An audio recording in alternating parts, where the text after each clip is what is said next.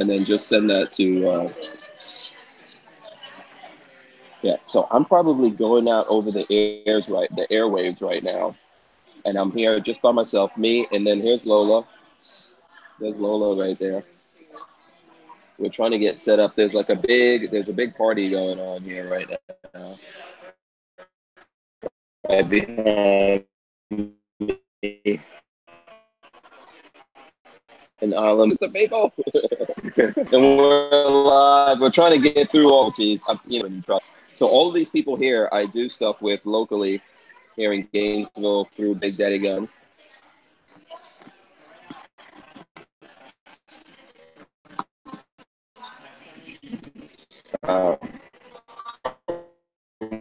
Waiting for 13C Joe. Ben, hey, let me see. Hey, Gabe, what's up? Hey, you're very laggy though. I'm lagging? Yeah. The broadcast is going. It's live. Okay, so you can hear me talking and all that kind of stuff. I'm trying to share. I'm trying to hear fix. you talking, but sometimes it just lags out. It just like goes really fast. Oh, okay.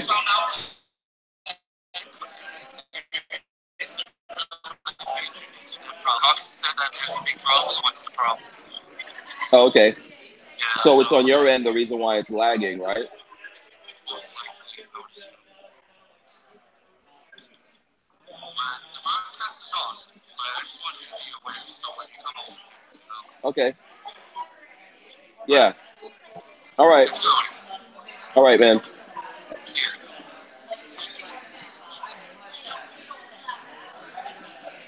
All right, let's try to. I'm trying to get this.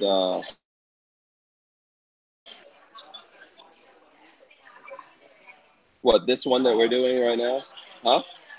Yeah, I'm trying to. Let me send this to 13C Joe. He hasn't gotten it yet, and then I'm gonna send it to these guys. I'm gonna send them the link. We'll try to keep this going as long as we can. I got to see when the other guys come in. If you're actually watching, you're probably watching a train wreck right now. I'm gonna keep eating my. I'm not gonna let my, what is this, a chocobo? I'm not letting this chocobo go to waste, even if it kills me. Yeah. There's Joe. All right. What's up, man? They're good. Good. We got looks like all the links got sorted out. So glad to Yeah. be here. Yeah. You and I are on. We're waiting for Anthony to come on. So with the other link, we need to go in and delete. I don't even know how we're gonna do that. Let me see. I I'm gonna should be try to able to tell go. Gabe. We should be able to Go go ahead. and edit the. Where's the share link on here? You should have it if you're on a computer. Mm-hmm. Screen What, you can't share. find the show? All right. Yeah. Let me. I will. I'll find it. Let me go to refresh Yeah, here. Lola says she can't find the show. Hold on. I I'm will assuming it should be on. find it here.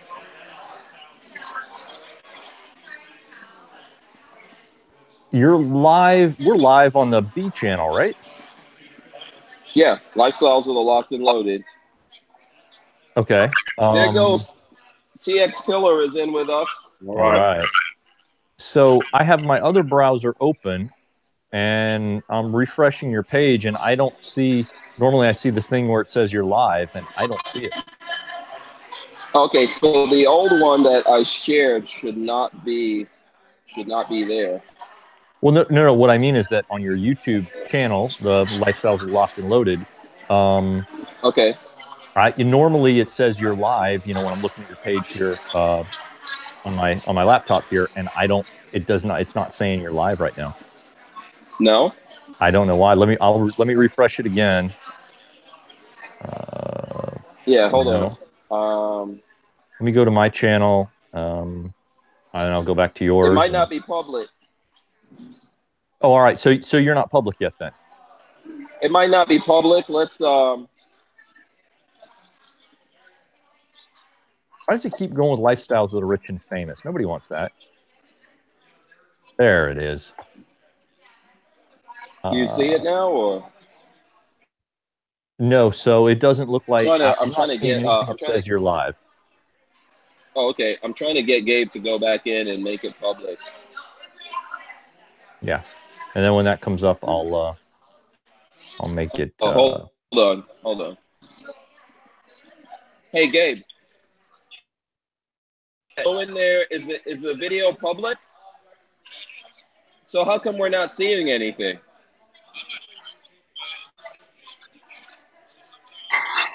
Go back to that window that you set up and see if it's on public or huh? Go back to that video that we set up and see if it's on public or is it on unlisted? Because we're all on, but you've got it on private. Yeah, change it to public and then save on top. Yeah. Okay, so it should be. Yeah, save changes. Yeah. Refresh and see if you see anything going on. Looks like there's a commercial coming on before it.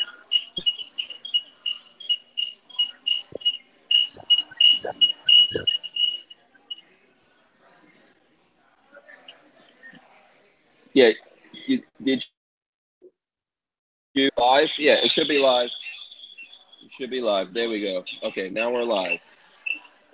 Now we're live. Okay, I'm hanging up, Gabe.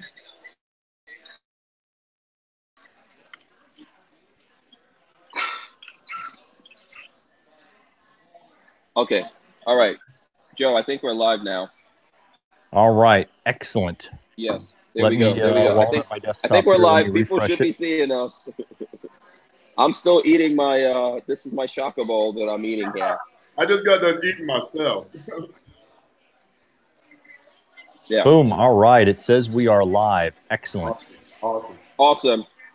So you guys are going to have to like run the show more than me. Okay.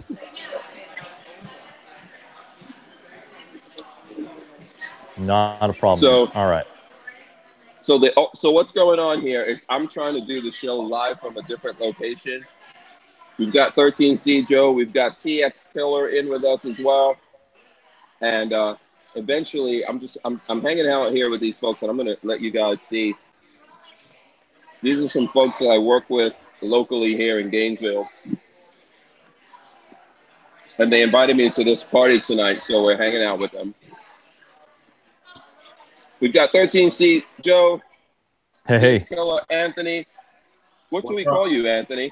Believe it or not, everybody calls me by my last name, Amantine. But Amantine, okay. On social media, I go by TX Killer. Okay. So either one is good with you, right? Yeah, either one. All right, cool. So have you ever met 13C Gun Reviews? Have you ever met Joe? I haven't. Heard of him, but I haven't met him.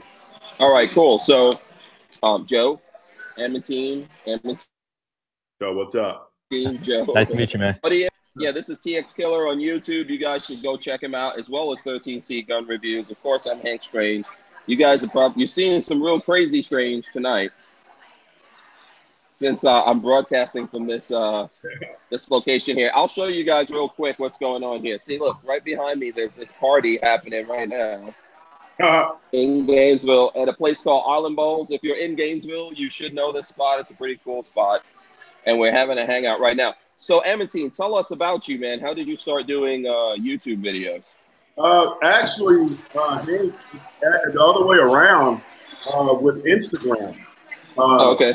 You know, I got pretty active on Instagram and then slowly starting to move things over to YouTube. Everybody wants YouTube. And so I'm slowly working myself over there, but mainly Instagram. And basically it was just to share, you know, just kind of share my story pretty much. And it kind of blew up in my face. Okay, so what's your story? Were you in the military, law enforcement? No. What's the deal? I'm just a normal guy, man, that hunts a lot, okay? Last year, I know for a fact last year I hunted over 220 days. and that's what I like to do, man. Is just hunt and kind of share my experience with people, especially with people that never hunted before. So I'm not Yeah. ex-law enforcement. I'm not ex-military. I'm just a regular guy that hunts a lot. Okay. So for anyone who hasn't seen your channel, tell them what kind of stuff they can expect. What do you do that's different in your opinion from what all the other gun guys are doing on YouTube, or do you think it's the same as what everyone else is doing out there? The only thing that I do different, to be honest with you, is the way I hunt and the equipment. There's not a lot of people using the type of equipment that I use, and a lot of people aren't actually going out there looking for free range animals. You got a lot of people that are hunting off of feeders or on paid hunts, but I have to say the equipment. But there is a lot of people out there that are using the same style of equipment and hunting the same way. There just isn't that many people, and not many people have hunted as much as I did. Oh, okay, cool. So in other words, there's lots of people out there that go to places where the animals are pretty much corralled, and they don't really have to track them down and not into the wild. Corralled. It's still low. We call it low fence, and they're not corralled. It's just kind of a time schedule. So it's easy to go on a game range and know that the pigs or coyotes will be somewhere in that area around 7, 8 o'clock. You know what I'm saying? I go out and it's pure luck, man. Most of the time, I got feeders out there, and they're not coming in on the schedule. It's pretty hard right now. Oh, okay, cool. See, from my point of view, I've never actually been hunting because no one wants to go hunting with me. You know, so I need to do some hunting. No, Joe, I haven't gone hunting with anyone yet. That's horrible. Well, if you come up here to the Midwest, you know, especially in the late fall through winter and very early spring, man, we get you on some coyote hunting up here. Hell yeah, I want to do that. Yeah. Hey, okay. There's some people coming in here for a second. There's some people coming in here to meet me. I'm supposed to be mingling at this party. Yeah. Yeah. So don't mind all the craziness going on here. Hey, you want to meet some people? You guys want to meet some people real quick? Sure. We'll put everyone on the spot. I'll introduce you guys to some people I'm hanging out with. Here we go. Hold on. Here we go. Here's my friend Sheena. I'm on a podcast right now with Hank Strange. There you go. Say there you go. Check that out. Yeah. That's Amantine. He's a hunter, dude. He's a hunter guy. Yeah, he hunts. He's from Texas. You know, he likes to hunt with no clothes on. I hunt with. So that's his thing. Now they're gonna watch your channel. This is called marketing. It's called marketing, man. That's funny. Hi, how you doing? Pleasure. Oh, okay. Awesome. Yes, I do a lot of Instagram stuff with these guys. He's been. What's your Instagram? My Instagram is a.amantine. It's a.amantine. Yeah. If you want to see like a chocolate dude hunting in Texas, he likes to. Yeah, if you want to check that out, you can go check out his Instagram. You know, there's a lot of that going on. He's trying to get me in trouble. Yeah. Hey, listen, if you got it, you might as well flaunt it. So here you can see everyone else that we have going on here. Look, okay, here's the guys. Look at that. There goes everyone. Say what's up, everyone. Woo. What's going on? These are just a few of my friends here in Gainesville, different businesses doing things. Awesome. You know, we're hanging out in the Big Island Bowl. So there you go. I'm always causing trouble. Just so you know that. I think you probably know that about me already, man. Always causing trouble. Yeah, so, okay, what were we saying about hunting, Joe? I think you were saying something. I was just saying, yeah, come up here late fall through the winter and early spring, and there's plenty of opportunities for coyotes. Okay, cool. Is that mostly what you hunt? I'm assuming you've hunted other things. Primarily, that's really all I do now. I don't have the time or the patience to do anything else. Coyote-wise, yeah, I can go out in the backyard to my range. I set up on top of one of the berms. I just prone out on a berm.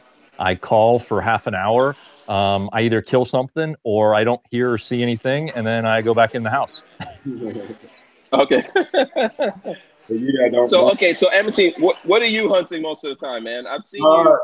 I'm pretty sure I saw that video where you hunted some kind of boar. Yeah, I primarily hunt pigs and coyotes. I don't hunt anything else because this year is going to change, man. I'm going to pretty much go after anything that I can get my hands on, but it's primarily Okay. coyotes and pigs. Oh, okay. Okay.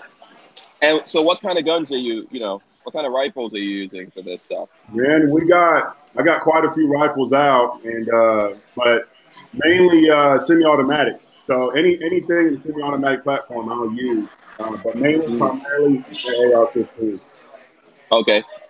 Do you have like a specific build for this? Do you use specific kind of scopes, or that's not your focus? Well, yeah, my focus is optics, but primarily on the build. I'm gonna be honest with you, man. Keep it as short as possible. 16 inches, I like to say minimum. And the calibers: 300 blackout, 760 by 39, 308. I'll use 63. I use 63 a lot, but that's pretty much where I stay at on that platform. Oh, okay. Joe, by the way, I can't see anything in the chat, so I don't know if you can, Amantine, but Joe, you could probably see what's going on in the chat. If there's questions and things like that, let us know. I'm sure there's some people complaining about all the technical difficulties. No, I apologize. That's all me. Over here. I'm good on mine. Yeah. Yeah, everybody seems pretty cool. They understand you're remote tonight, so I don't see any complaints or anything. People are all chiming in. Hello, the usual folks. I can shout some folks out if you want, but yeah, absolutely. You can shout out a couple of people out there. All right. So let's see. Richard Hughes is saying hey, and where's Mrs. Strange at? We got Carl Compton's in the house. E-Rock, the Juice, All Thumbs, Axes. This is what Lola's doing. Look at that. Hey. Lola over there. There she is. Hey. Yeah. She's having her coconut bowl.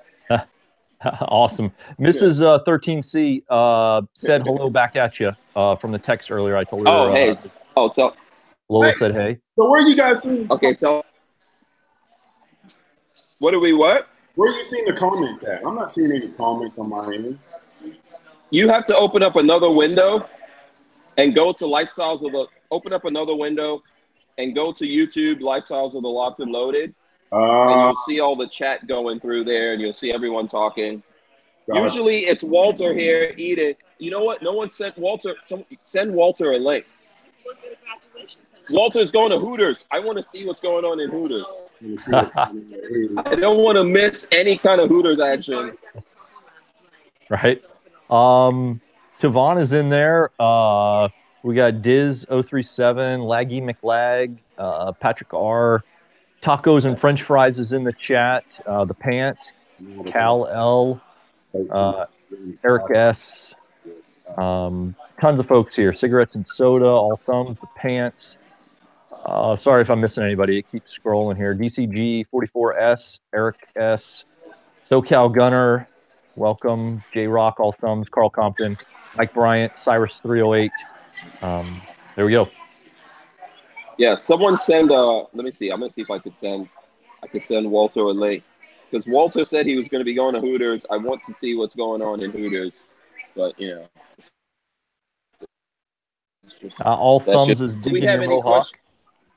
Okay, yeah, just got the fresh mohawk cut up there. So there you go. Good. Did we lose Amantine for a second there? Where did he go? I see him. I'm trying to still figure out the comment part. It's killing me. You can't. Okay, are you on your laptop or are you on your phone? Yeah, I'm on my Mac right now. I'm on the YouTube channel right now. I'm on your YouTube channel. And, yeah, but you can't. Don't go to Hank Strange. Go to Lifestyles of the Locked and Loaded. Lifestyles of the Locked and Loaded. Yeah, Lifestyles, because that's the channel that we do all the live shows from.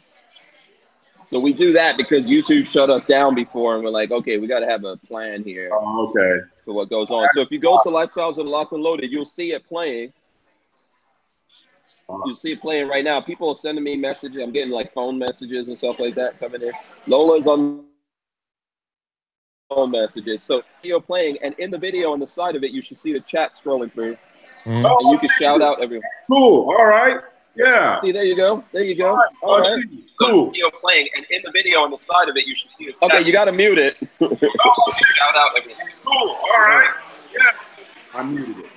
Yeah, there you go. So awesome. What you can do if you want to save your bandwidth, depending on how much you've got there, Hit the chat pop-out button, which will pop it out in another window, and then you can actually X that entire tab out, and then you have your chat. I've got it set up so now my chat's on the side in a pop-out window, and then the video's on the other side, so it's kind of split screen. Okay. That way I can see you guys in the chat at the same time now. See, Joe, unlike me, is very professional. Very professional. I try. Yeah. I'm going to get unprofessional here because I'm starving to death. I'm going to have a CMMG tack snack. What? Hold on a second. Where did you get that from? CMMG. Yeah, he does have CMMG beef jerky stick. That's hilarious. Yeah, when did they start making beef? I never heard of that. I don't know when they. Probably a year or two. Here, you want to see something really awesome? All right, guys, almost tipped my chair over. Check this out. Tactical bacon. Tactical bacon. Oh, that's awesome. I need to break this out. It's what is this? God, I can't even do the math on that. There's about 56 pieces of bacon rolled up into this bad boy.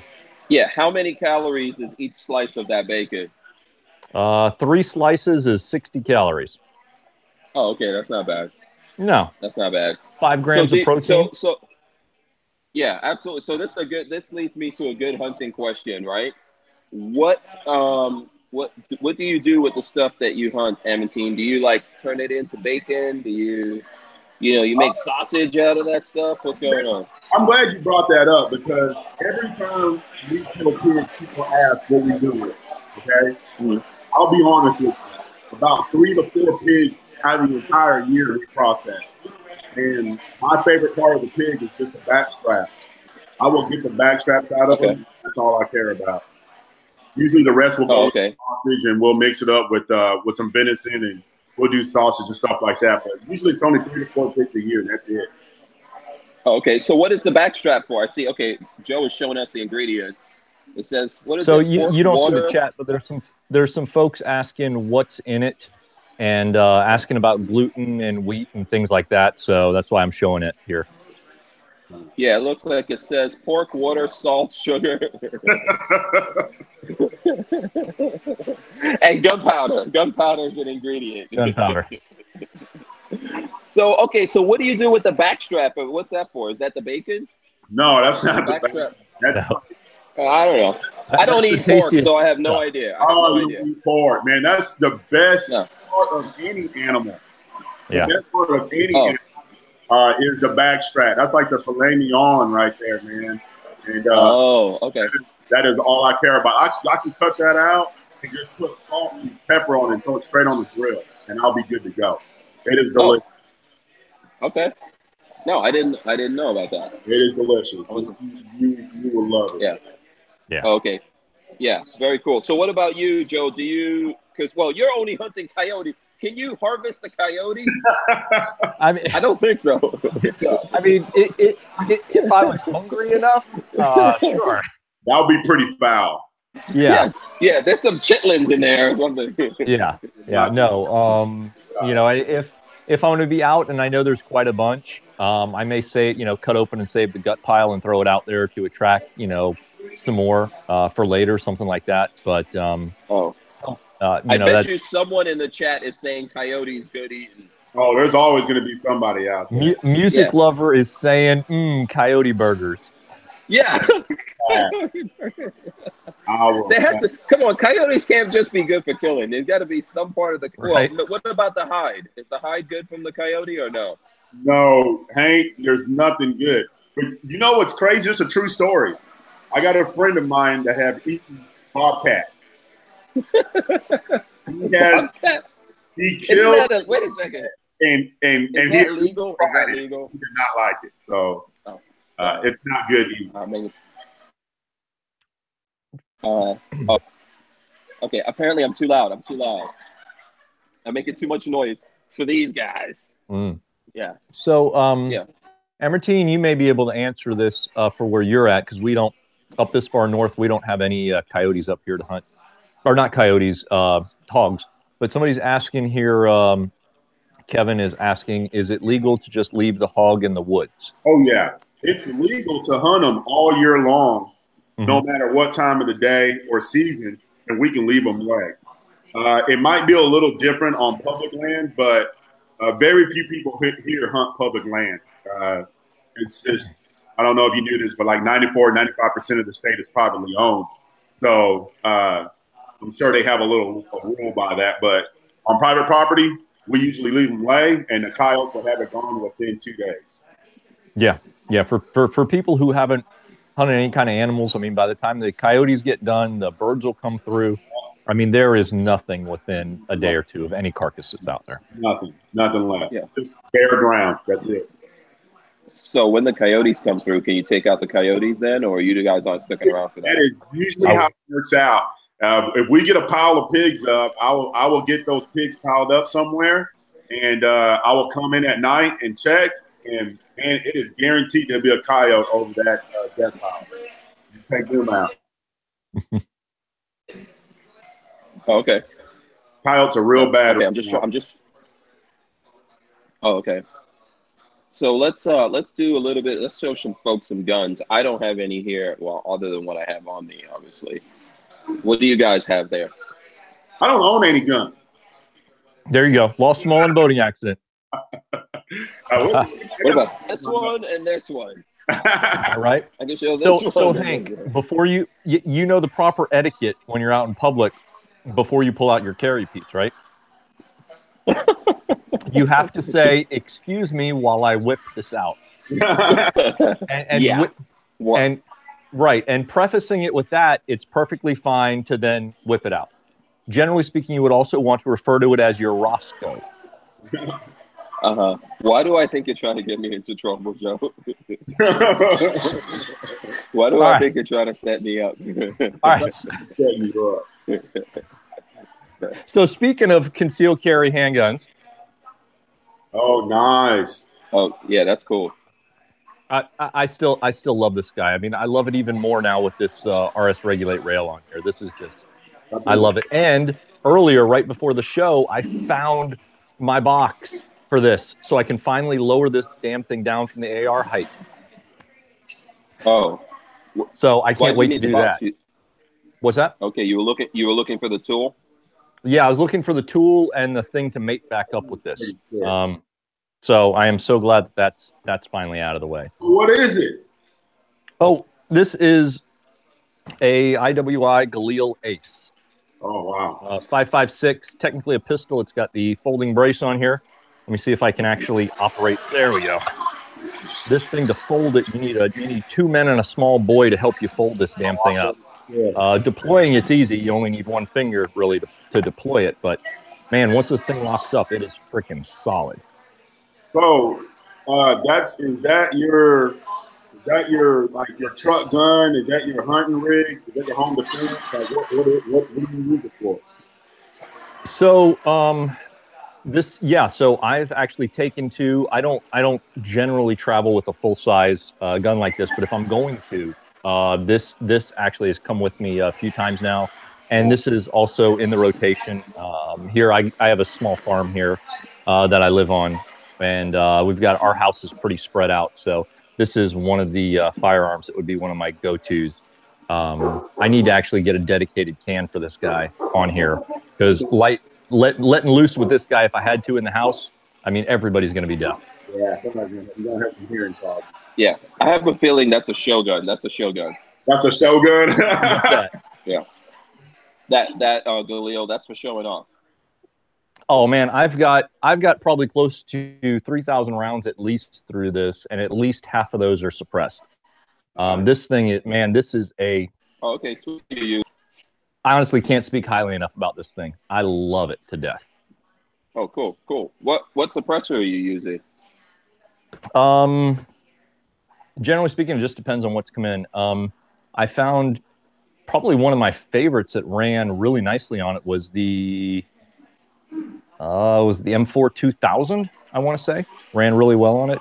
And I put a bunch of other ones on there. I put on what else has been in recently that I've run on it? I think the Paladin I ran on, or Alpha. What else has been in that I ran on it that I tested it with in the video? I can't even remember. I'm drawing a blank now. I'll have to go back through and watch the videos. Hey, Hank, you know how I found your page? You start talking about suppressors here, and I found your page when you did a video on the PTP Chief. Oh, okay. Okay, that was a while back. Yeah, that was a while back, and man, to this day, I can't believe I don't have my hands on one of those. That is a great suppressor, man. PTP in general had some great options on suppressors, and So what do you have any suppressors? What kind no, of you know camps are what's you funny? into? I don't shoot suppress. The only time I shoot suppress is when I hunt with my buddies from Ultimate Night Vision. But no, I don't, and I'm in the process of doing it. I just don't know. I'll tell you what it is. I don't have the patience, man. When I cough up that kind of money, I want it now, and it makes a huge difference hunting. And I'm at the point now where I have to because it's really changing things up, not shooting suppress. Yeah, I tell you, I think. Go ahead. I was just saying, shooting suppress is the way to go when you're hunting. Man. It's the only way. by Yeah, far. go ahead, Joe. To follow up on that, like when I was shooting the what was that? The Rugged Surge. I had that on my DPMS G2 Recon. It's a 308.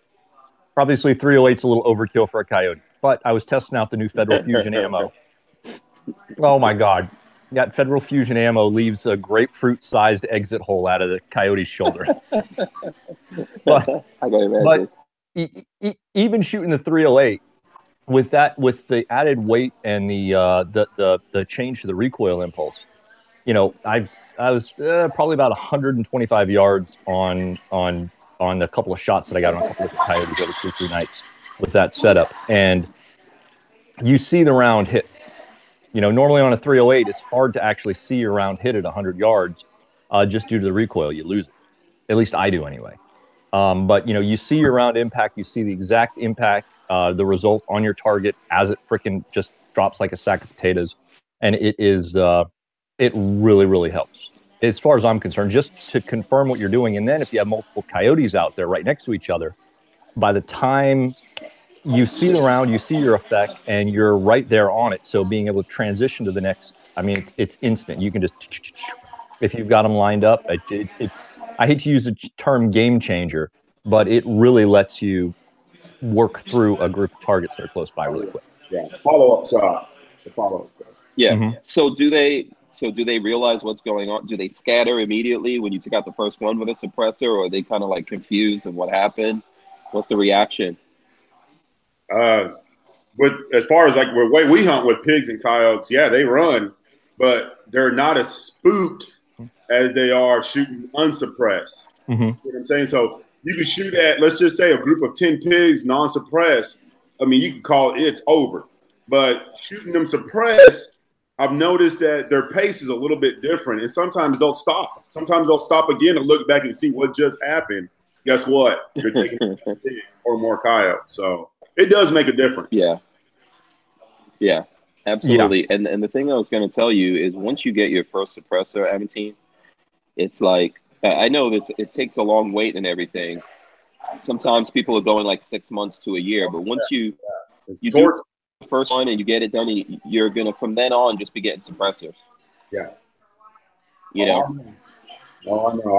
I got buddies that get one, and then it's just like owning firearms. They buy one, they want more, you know? So yeah. I already know what's coming. You just got to do it. Yeah. We're trying to make it, you know, we wish that it would be easier for people to do it, that there would be no wait time, or you don't have to go through all these taxes and all that kind of stuff to do it. But I don't think we have a shot of rolling back any of that stuff, man. As a matter of fact, we're trying to keep it from getting worse right now.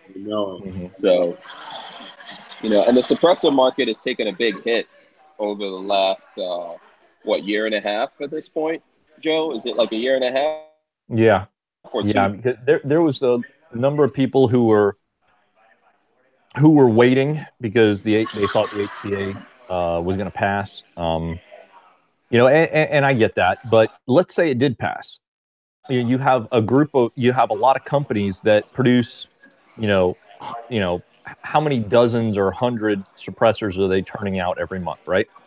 Imagine if HPA passed how long the wait's going to be, right? How long the back orders are going to be for those companies. It's going to be worse than what it is now. Exactly. So I don't know. We'll hopefully people start buying again. It seems like things are selling again. I think they are. Yeah. Everybody I know is waiting on suppressors except for me, but I got to pull the trigger and do it, man. It is. I see what's going on without shooting suppress. Mm-hmm. I see what's going on. And yeah. Do you like? Are you into 22s? Am I into 22s? Yeah. No. It's crazy you asked me that because I went live last week and somebody asked me that. I hate 22s. I hate on. What? They are no fun to me. They are no fun to me. Why? I'm the type of guy that likes to feel it. I like recoil. I like the action. I like that. When I'm shooting 22, there's nothing there for me. There's nothing there. I think it's a great platform for plinking and getting kids started, or even getting adults started. But man, it's just there's nothing there for me. I play with so many calibers that when I play with 22, I giggle at myself, man. Okay. I would respond to that by saying I was kind of the same way for a while with 22s. Then once you get your first 22 can, your first 22 silencer, you are going to love the 22. There's no sound. Yeah. There's minimal sound. You can shoot like a madman. I mean, it totally changes. It turns what is meh to just more fun than a barrel of monkeys. Yeah. Yeah, and there's a bunch of things you can go after the 22 with, like groundhogs and things like that, real pests around the. What about 22 Magnum? I thought that a lot of people hunted hogs with 22 Magnum. Am I wrong on that one? I've known people kill coyotes and pigs with 22 mag. But I would not suggest it. The way we hunt, there's no way. But if you're up in a tree stand and you're bow hunting or something, you got 22 on the side and there's a pig coming out. Of course, you wouldn't even spook anything remotely in the 20 to 30 yard radius, with a 22 to come in. But I'm just not a fan of the 22. Even suppressed. I've played with them suppressed. Just not a fan of the 22. Okay, no, I understand. What's your lowest caliber that you would mess with then? What's your lowest caliber? I'll be honest with you, and it sounds crazy. 223. 223, man. Really? I'm a big gun guy.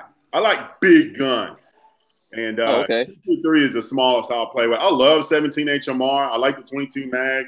But I'm into big calibers, man. I'm into heavy projectiles. That's what I like. I'm into killing pigs. Okay, that's cool. Yeah, that's cool. So people want to know where. Let me go back a little bit for people who are just joining us right now. Lola's telling me there's a bunch of people joining us. So my guest tonight is Amantine. He's a TX Killer on YouTube. What are you on Instagram? I'm a.amantine on Instagram, but you can also put TX Killer in on Instagram, and my name should pop up. Absolutely.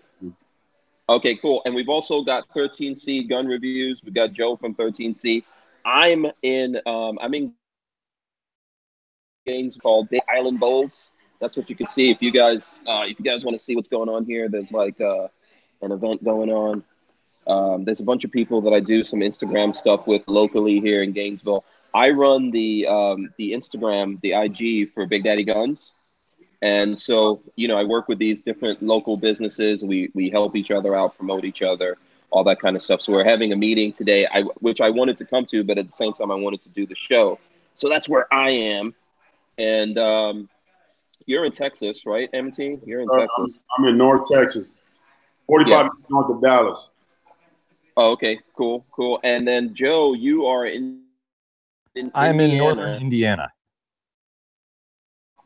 So then people have some questions here. So the first question is, Amantine, the folks wanted you to tell us about yourself again for everyone who missed the beginning. So if you could just quickly go through that one more again. You had asked me earlier, I'm not ex-law enforcement or military, not active at all. I'm a normal blue-collar worker that loves to hunt. I hunt a lot. And I try to hunt with the latest and greatest when it comes to night equipment. I hunt 85, 90% at nighttime with night optics, thermals, night vision, and that is what I do. And just so you guys know, Lola's not allowed to look at any of his stuff. I have disallowed Lola from looking at it because he likes to hunt shirtless. I do not hunt shirtless. Yeah, don't start that. I've seen it. I've seen it. I'm out of shape, man. I don't got no business taking my shirt off, man. Okay. Someone wants to know if you hunt with dogs. You know what? We have been talking about a year now about with dogs. I have nothing against hunting with dogs. I just haven't had the opportunity yet. I got people that do it, and we just haven't connected yet.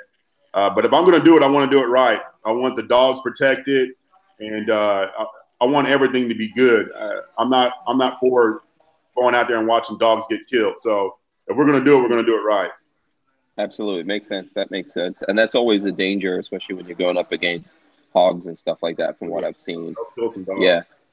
So has any of us ever hunted from a helicopter? I've never hunted at all. I have shot from a helicopter before. So Joe, okay, Amantine, you've hunted from a helicopter? You done that? Oh, yeah. Twice. Okay, cool. I'm going to do it again here in June. Was it fun? You can't top it.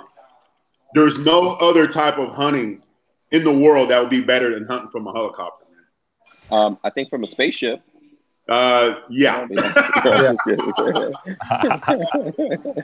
helicopter, man, unreal. Unreal. Okay, cool. Joe, have you ever done that? Have you ever? From a helicopter, no, I have not. Okay. I actually haven't shot a hog in probably 15 years, 14, 15 years maybe, not since I moved from Florida. Man, we need to get you down to Texas, man. Yeah. And so this is for like people want to know from both of you guys. I haven't done any hunting at all. So what's the craziest hunt you guys have been on? I got too many stories, but I've gotten myself in some sticky situations in the past where I've came up on 25 plus pigs by myself, and they're coming running right at you. I didn't get hit one time, but you can feel it. I mean, they were right by your legs, running right by you, man. I have to say that's one of the craziest ones because I couldn't believe I didn't get touched. Oh, how big do those things get? What kind of weight? They can get real big. I've killed some well over 325 pounds, but you know, you got reports of people killing 400 or 500 pounders. I'm not going to say they're lying. That could be true, but the biggest I've ever seen was in the 330 ranges, man. 330, 340 range. But it's big. But it doesn't really matter on the size. Cool. It's just, hell, the smallest ones can do some damage. Yeah. Yeah. You ever done any crazy hunts, Joe? When I was in Florida, I had a bunch of buddies who loved to hog hunt, and I would go out with them from time to time. And I got charged once as well. It was, you know, it's one of those things where, you know, you're just like, oh, you know, I had a sidearm on me. I drew it. I shot. I don't know how many times I actually hit it, and it decided to take a right turn and run diagonally off. Thank God, because normally they just keep coming. So that was, you know, kind of the craziest one. I mean, it was just, they aren't afraid of you. You know, that's what it's not like, you know, I see a coyote and it'll spook and it'll run away or whatever. They're just angry, ornery critters that really don't have a whole lot of fear other than they don't like loud noises. But if they're that close, they're just missiles, right? I mean, you've hunted a lot more than I have, but I mean, they're just like angry freaking tanks just plowing. They're just a big blob of muscle, man. That's all it is. Yeah. They're strong. You know, they're aggressive, but majority of the time they are just as scared as they're scared of you more than anything, you know. But if they're put in a situation where they have to defend themselves and they have to go out a certain way, which is where you're standing, they're going for it. They're going. Yeah. So what's the most damage they could do to you? I mean, are they gonna like, can they like hit you up with their tusks, or do they even have tusks? You know, a lot of them have tusks. All of them got some type of teeth exposed. But the longer they are, the worse they are, because that bottom tooth is what's rubbing up on their upper cutter, and that's what's sharpening their cutters. Okay. And man, I'm telling you right now, all it takes is just one little hit, and it's like somebody putting a razor blade on your leg. You're going to get cut up pretty bad. So, can they kill you? No. Can they hurt you really bad? Yes. And if they come back for more, you're going to get messed up. But will they eat you? No, man, no. Oh, okay, all right. No, you over there you watching that? What was that movie? Lock, Stock, and Two Smoking Barrels or something like that. Well, because there's a lot of stories about hogs and stuff like that eating people, man. The stories that I did hear about are the ones that are farm pigs. Yeah, farm pigs. Yeah, 2 stories of farmers that ended up missing, and they ended up finding the remains, or part of the remains, in the pen with the pigs. Those are the only times I've ever heard of somebody ever getting eaten by hogs, and it's only happened. I only read 2 stories, so wild hogs not going to attack you and eat you. Okay, yeah, that's interesting. I would think the wild hogs would be worse, but I guess you're saying the domesticated ones are the ones you have to look out for. Yeah, that's from what I've read. That's what I've seen. It's crazy. Yeah, yeah. I haven't seen any of this in real life, so I have no clue. I just read it in stories. Yeah. So what about hunting outside of Texas? Have you ever done hunting outside of Texas? No, and that is one thing that I want to do for this year and now on is get outside of that. I want to get outside of Texas. I want to get away a little bit from the whole predator and pig hunting, and I want to do big game hunting. I want to do some more bird hunting, and just kind of learn more. I'm all about learning more, and I'm not saying I have this part of it perfected, but I have a lot of interest in other things, and I want to go to like Wyoming, Montana, Idaho. I want to go hunt the plains and hunt big game. That's what I want to do. I want to challenge and hunt, extremely challenging hunt. Okay, so I don't know if we have any people out there in these places that can maybe help hook Amantine up, arrange some hunts. I don't know, Joe, if you want to go on some hunts. I need to actually plan to do that sometime. I need to get my act together and get out there. You need to. It's one of those things that you're either going to love or you're going to hate, but you're not going to know unless you do it. You know what I'm saying?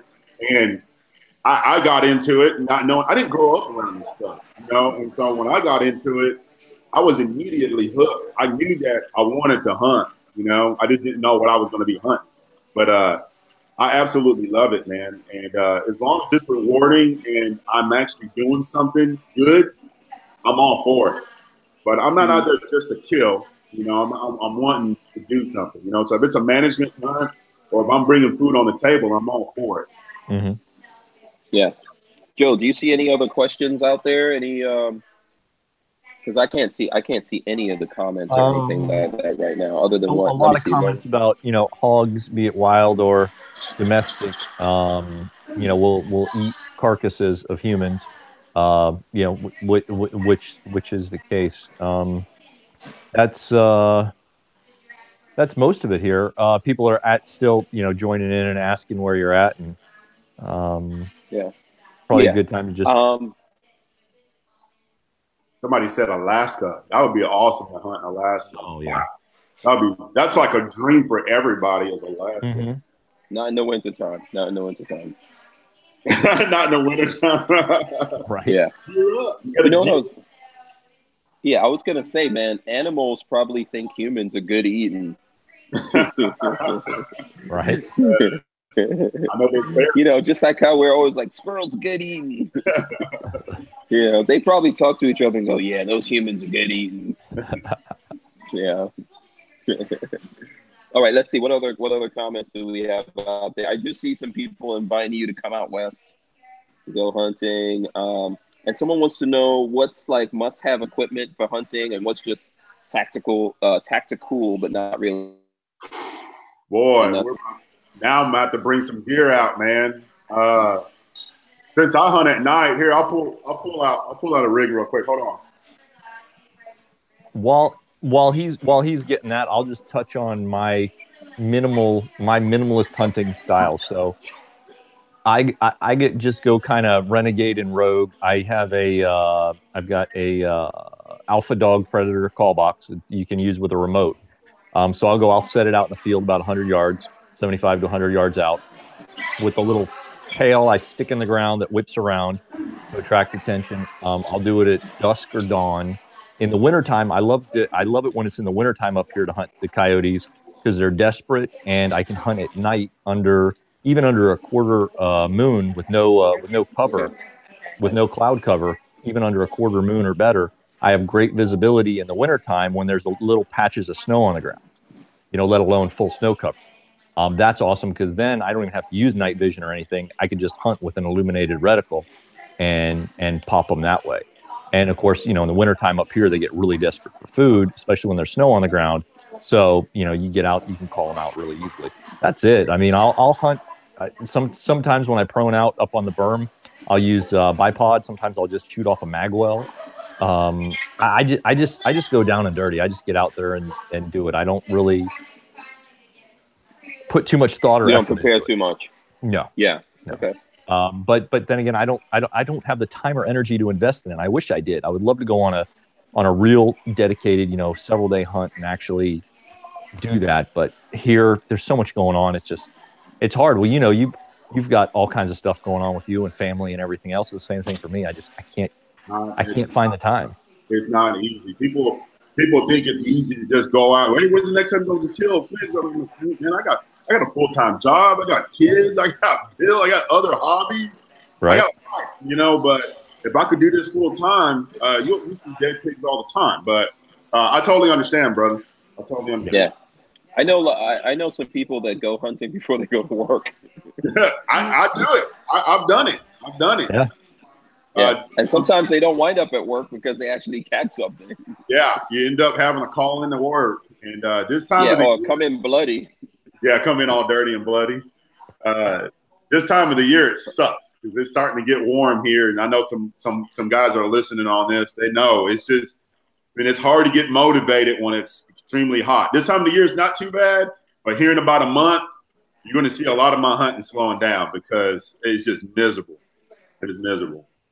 But so you prefer it when it's cold?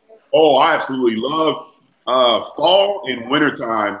You cannot keep me in the house. You cannot keep me in the house. In the summertime down here, pig hunting, especially free range, it is miserable, especially down here where I hunt at down in the bottoms. The mosquitoes, the snakes, the grass is extremely tall. Everything is holding heat. It's really hard to see not hard to see what thermal, but it's a little bit more challenging. And it sucks. You're coming home soaking sweat, your back's tore up from mosquitoes. It's not fun. It's not fun. Okay, cool. Yeah, so, I don't. Go ahead. It's the same thing here. I really don't do much coyote unless I hear them close by. I won't go out there and try and call anything in the summertime here because not only is it kind of hot, but it's also, you've got all your, for me anyway, I go out there pretty easy. I'll just, like I said, I prone out most times up on the berm, and I don't want to lay down there with the bugs and insects and all that crap out there being, I find for me when I'm successful, I lay perfectly still. I've put pictures up on Instagram and stuff when it's been snowing out here. After if I'm not successful or whatever the thing, and there's a layer of snow on the top of my scope where I've been out there, perfect layer. There's a little layer, in the thing, and that's late. I don't want to, and then you can't go out there with bug spray and stuff if you're hunting coyotes anyway. So then what you're going to get eaten up. I can't stand it. So I'm the same way. It's yeah, it is, and it's not worth it. I mean, unless I know there's stuff going on. Because the coyotes out here will get aggressive, but unless it's that, man, I don't deal with it. It's not worth it. Unless you know what's going on. If I start seeing fresh damage or I got pigs on camera, I'll get the boots on and I'll go out there and I'll rough it out. But if I don't have any type of activity, I ain't going. Mm-hmm. Yeah. But hey, I want to show you this real quick. I want to show you guys see it. Setup. So Sure. This right here is 300 blackout, ARF.com, AR15.com, lower and upper, side charger. It's clear, so we're safe. Oh, I like side charging. I like that immediately. This is the Trijicon Reap IR thermal, okay?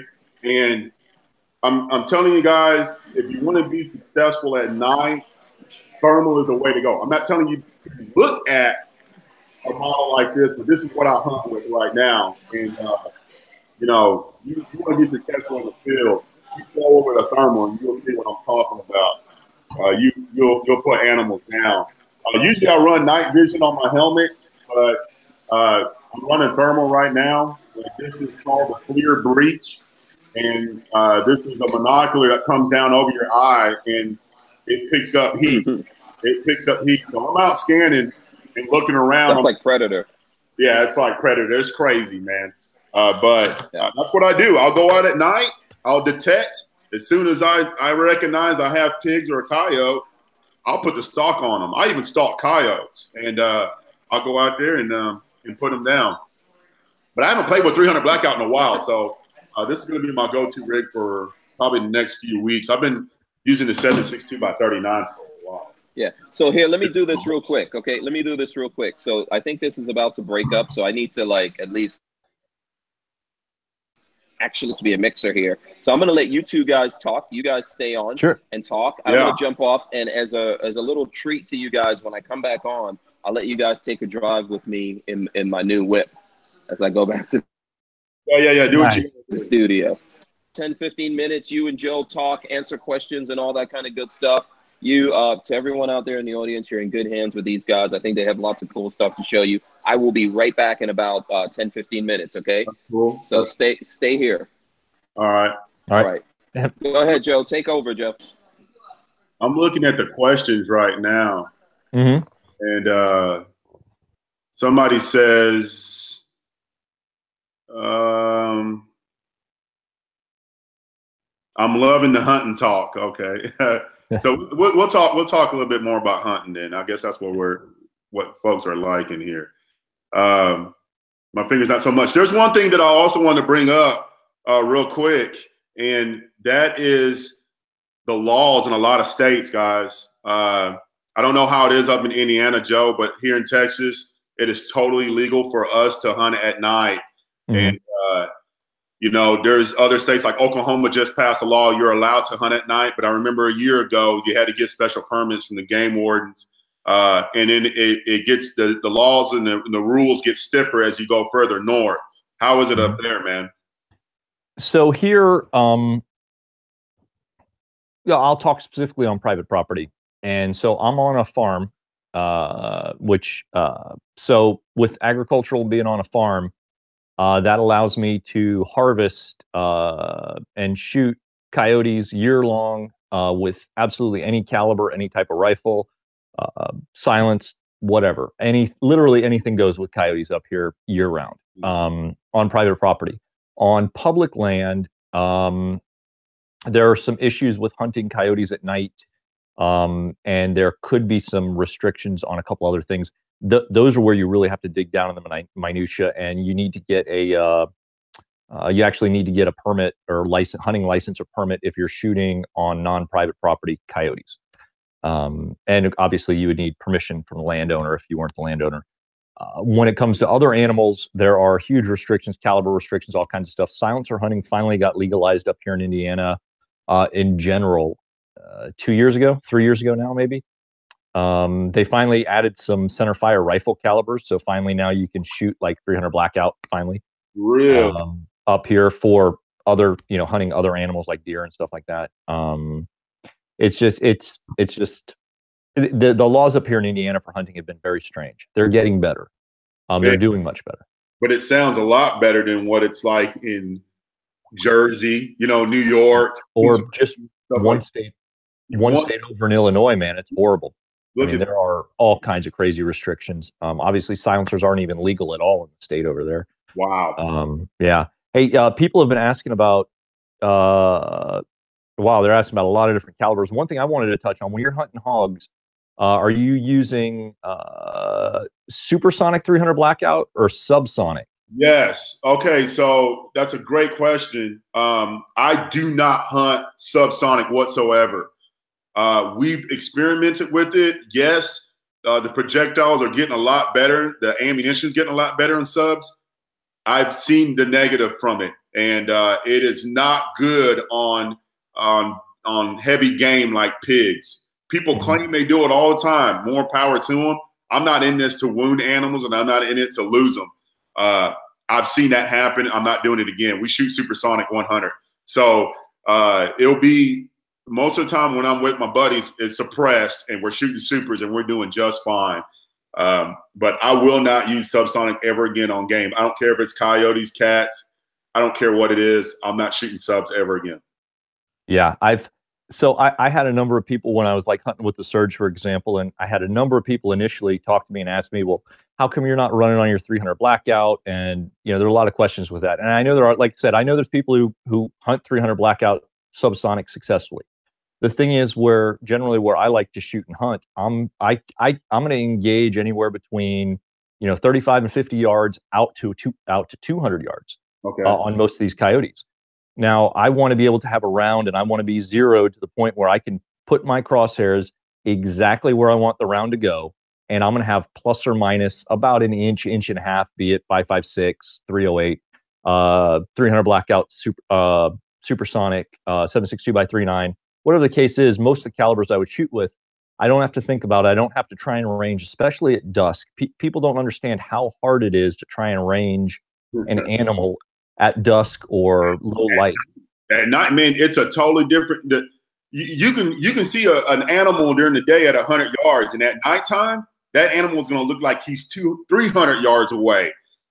It's definitely challenging. But go ahead. I'm sorry, interrupted. No. Please jump in, man. You've got way more hunting experience than I do. And you know, I'm still quite a novice, but so that's why I don't use 300 blackout subsonic for that. I mean, I love to shoot it suppressed and have fun with it. But, it's great subsonic. It's great to play with, and it's hell. I think it'll be even perfect for home defense. But what people need to understand about subsonic ammo and game, period, in order for that round to be subsonic, it needs to be traveling less than 1,000 feet per second. So what type of penetration you think you're having at 200-300 yards? It's going to be horrible. It's going to be horrible. So if I'm, and most of the time when I'm stalking pigs, you know, I've been several feet away from them, and the 300 blackout subsonic will work fine. But when they start running and they're getting further and further away, I'm at a disadvantage now. Why would I put myself in that situation? You know? Why would I want to wound them? And it's happened. So I refuse to shoot 300 blackouts subsonic or any other. I've shot 308 subsonic, and I'm just not a fan of it. It's personal experience. Personal experience. Yeah, absolutely. I agree 100%. There was something else I was going to ask you. Oh, thermals. So I actually spent some time with the Reaper at, I don't know, 2 years ago when they launched it. I didn't actually on anything live, but at night with heated targets, that is a sweet optic. Yes. I wanted to ask, so when you're using thermals on coyotes, and for, you know, one of the telltale signs, you know, that I tell people when, you know, when you're out with coyotes, if they've got a curved tail, it's probably not a coyote. It could be a German Shepherd, right? So, you know, and depending on where you're shooting, like I'm rural, you know, to one area of me. I mean, it's a mile to the next house. The other way, though, it's only, you know, a couple thousand feet.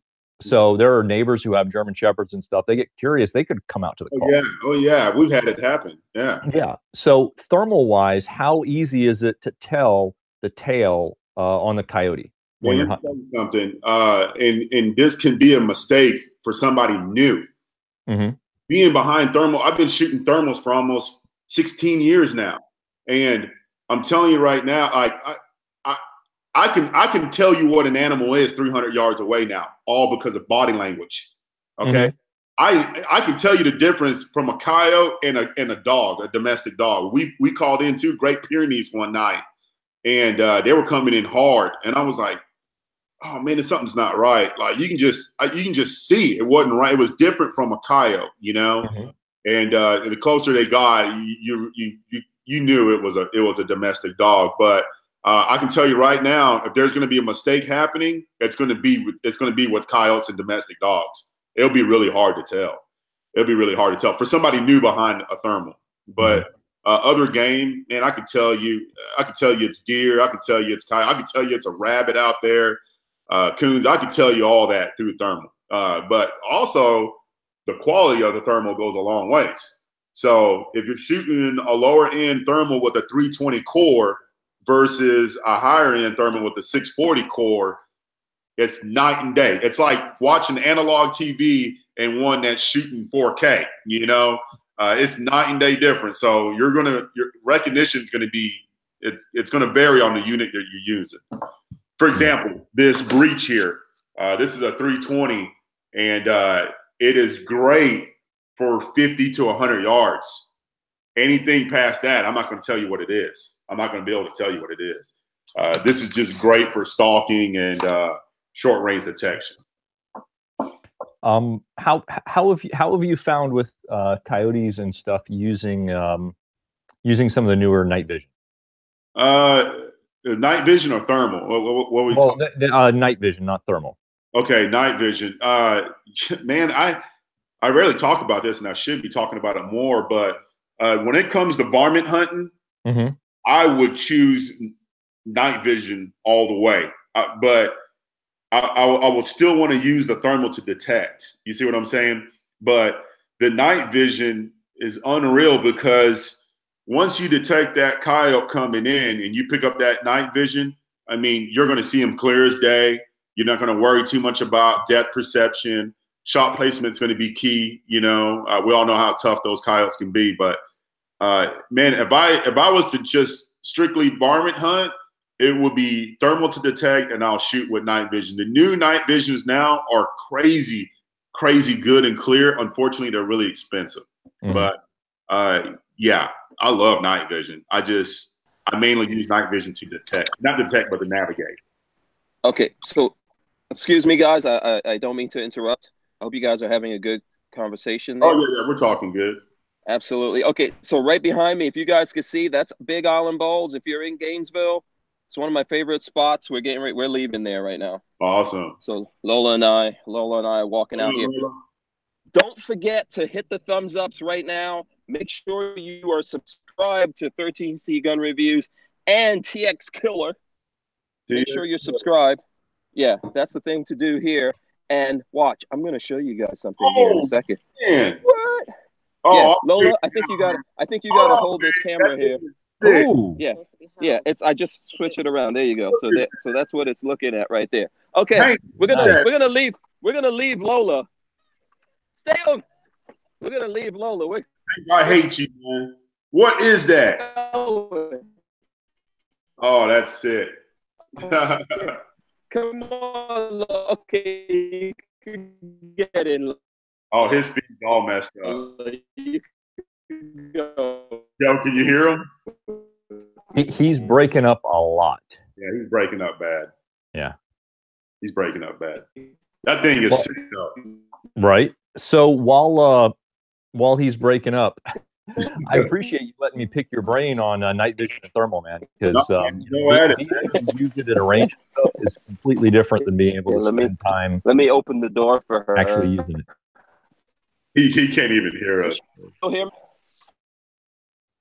Go ahead, Joe.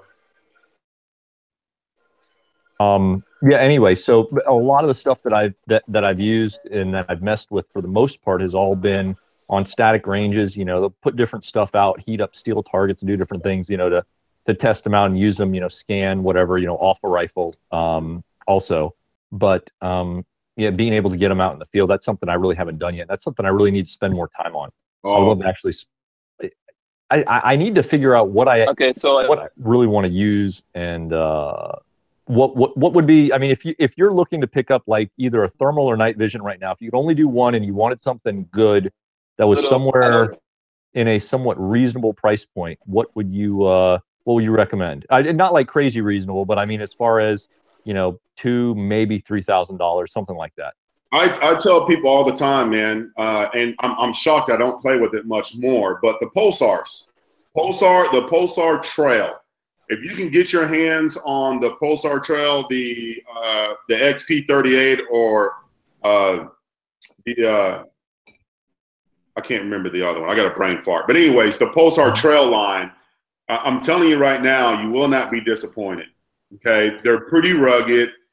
They got rechargeable batteries. You can record. You can take pictures.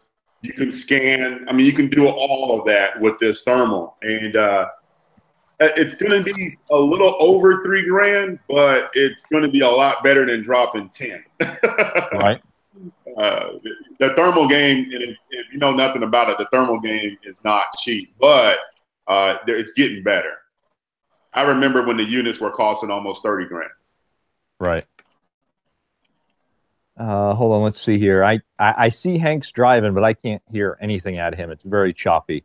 You're smooth and crystal clear. He's very, on his phone. Yeah. Yeah. Yeah. Yeah. Yeah, he's on his cell phone. Yeah, my signal's being here or whatever.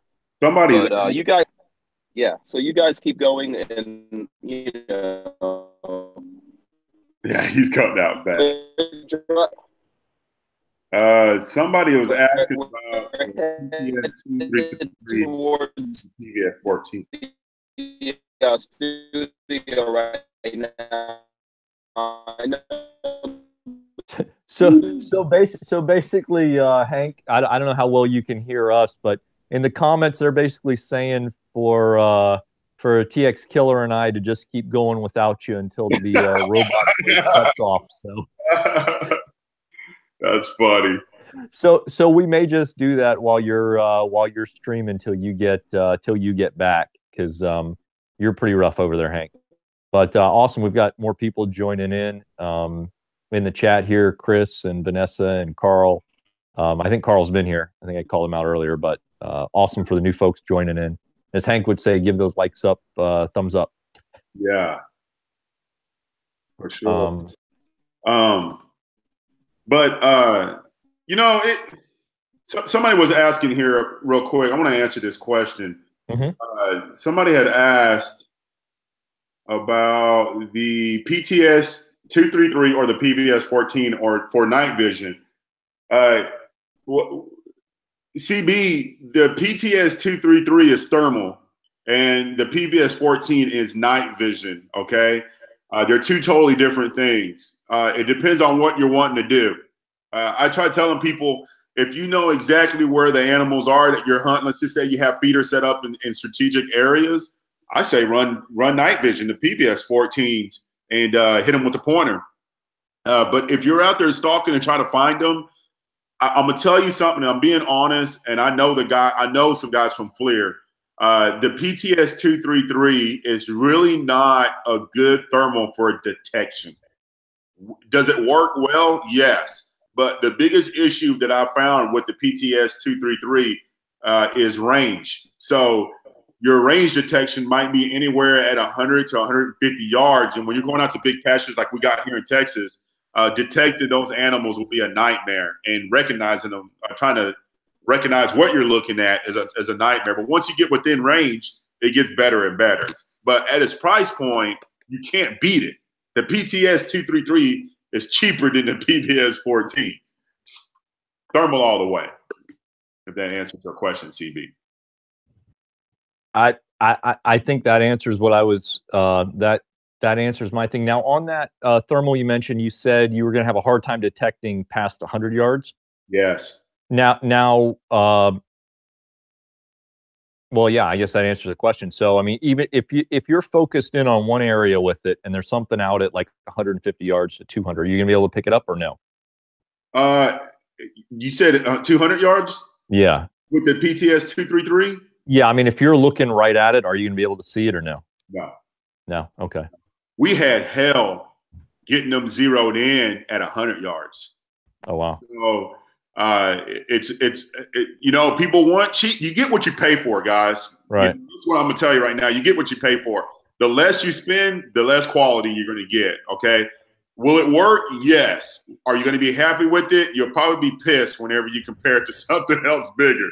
But I think it's a great starting point. You know, if you're hunting in a stand or you have a box blind and you have a feeder set up at 60, 80 yards, go for it, you know. But if you're out there trying to spot and stalk, it's not going to happen. That's just my experience. I played with a lot of thermals, man, and yeah, you get what you pay for. You definitely get what you pay for. Yeah. All right. Let's see. 24-hour shooting ranges. Somebody's talking about in the comments. I don't think I've ever heard or seen of one of those. Apparently in Tucson, there's one. Wow. That'd be kind of cool. That would be cool. At least on the weekends, anyway. I don't know. I would love to have a shooting range like that around here. Unfortunately, they close down pretty early. If they can have a range open at nighttime, I will be in heaven. I would be in heaven. You know, Joe, you know what I don't like about some of the gun ranges? And I don't know if you agree or disagree. I hate shooting off of a bench. Right. I hate it. I love the gun range. I love the whole thing where everybody's there and, you know, we talk and converse about guns and stuff. I love that. I love the atmosphere. But I do not like shooting on a bench. It just eats me up. I'm either shooting off of tripods, which I absolutely love, or going prone. I'm one hell of a shot when I go prone. And a lot of these gun ranges don't allow you. And I understand why, safety, but you put me on the ground and you're going to see a totally different shooter.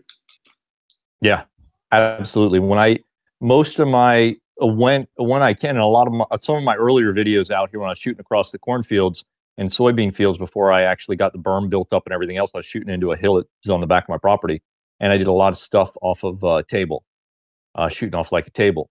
And most of the time when I'm really trying to get really good groupings, really tight groupings at least, I prefer to go prone too. Yeah, prone. You know, without a doubt. Yep.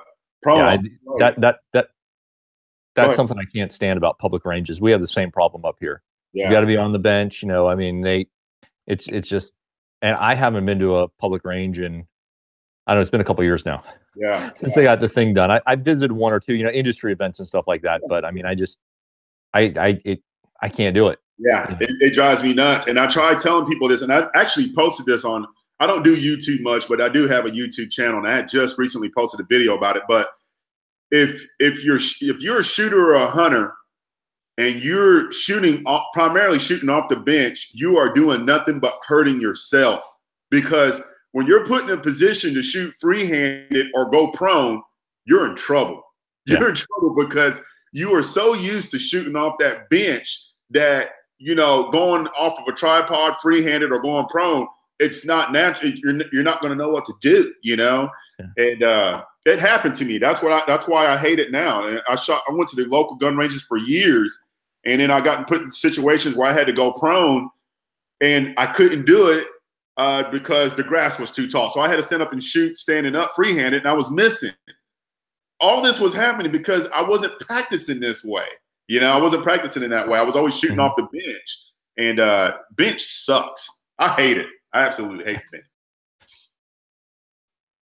Yeah. So I see Axis and Armaments talking about bench is good for shooting groups and zeroing. Prone. If you can go prone, go prone. Personally, I'd almost rather take a knee than go off a bench for most stuff. And I know I do a decent amount on the thing just because there are times of the year where I just can't go prone where I'm at. Now that we've got the range finally manicured where I can actually get out there and mow it and not be shooting through all kinds of weeds and grass, it's easier. But man, once you start shooting prone, you have a hard time going back, because no matter what you're shooting on a bench, you can tighten it up so much if you go prone. Well, on the ground, I agree. But man, hey, it's personal preference. It's personal preference. It's not wrong. If you're putting rounds on target, that's all that matters. But there's a reason why the long range guys, the PR, the competition shooters that shoot long range, they are going prone.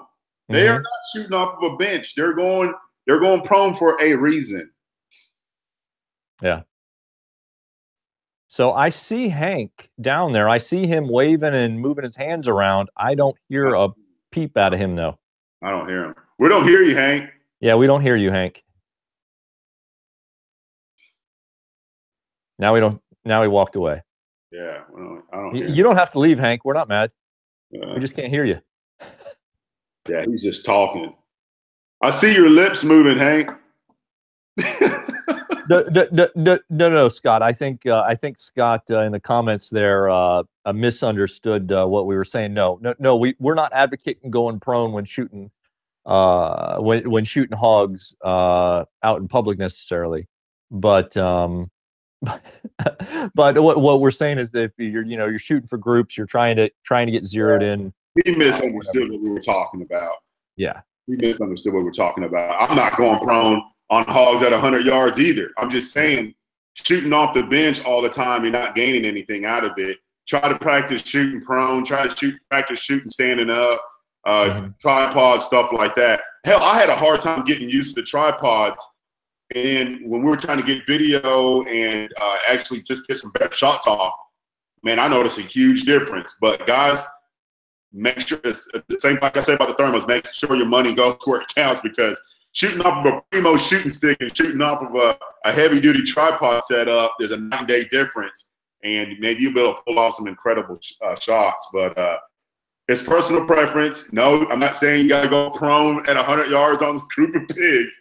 I was just talking about different styles. Right. There's a lot of great questions in here, though. There are. It's been a really good interactive night. I think Hank's dropping out and going to come back, everybody. So give him a second to get resituated. He's having a little bit of audio issues. Kevin says, TX Killer reminds me of Kevin Hart. There's a big difference between me and Kevin Hart. I'm about 2 feet taller than he is. Right. Hank's got some technical difficulties. He's screwed.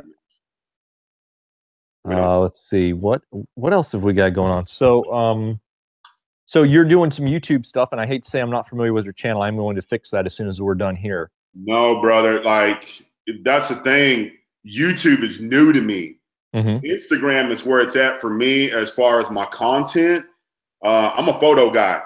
I absolutely love taking photos, and obviously that's not what YouTube is all about. And so just recently, a bunch of people have been saying, hey, man, you got some cool stuff, and we'd just like to see how you're doing it or share it with us. Yeah. And unfortunately, Instagram, you're only allowed 1 minute. So I have to put a little bit more effort into YouTube now. I have a channel, but it's not, there is no attention on YouTube, which is kind of sad. But I am going to start putting more content over on YouTube as far as some of the equipment. So I have oh, there we go. Can you guys hear me now? Yeah, we hear you. Oh, crap. Gotcha. Okay. Right. I'm back. Sorry about that, guys. Wow, man, that was Go ahead. Finish your thought. Finish your thought, man. Don't let me interrupt. Basically, what I was saying is I just want to share a little bit more of the content over on YouTube as far as the way I hunt and the equipment and styles and different techniques. That's all I'm going to do over there. And hopefully it works out, man. It's a slow process because Instagram blew up almost overnight for me. But YouTube, to be able to see all the attention on Instagram, I expect the same out of YouTube, and that's not the way it's going. So it's a learning curve for me, and I'm trying. And that's you know, by the way, let me just thank you guys for holding it down for me. Yeah, man. I hope you guys got to see a little bit of the car. Everyone asked me about the car and stuff like that. I hope you guys enjoyed that, and I apologize for the whole wild thing. You know, we really this is like an event with these local guys that I really had to make that event and at the same time keep the show going. And of course, we plan to have Amantine come on, TX Killer, as well as Joe. So I didn't want to stop either one of those things. So hopefully it wasn't too terrible for everyone out there. I appreciate everyone that's been hanging on and hanging in there. So yeah, man. Yeah. Now, where am I picking up on this comment? Oh, you're talking about doing it on Instagram and then doing it on YouTube. I think they're completely different worlds, man. Man, it's totally different because I started on Instagram, and like I said, it blew up overnight, and I was really shocked. I was just telling Joe, I love taking photos, and the photos is what got the attention over on my Instagram. So video is something that's totally new to me, and I'm not going to put any effort into it. I'll probably do everything with a cell phone.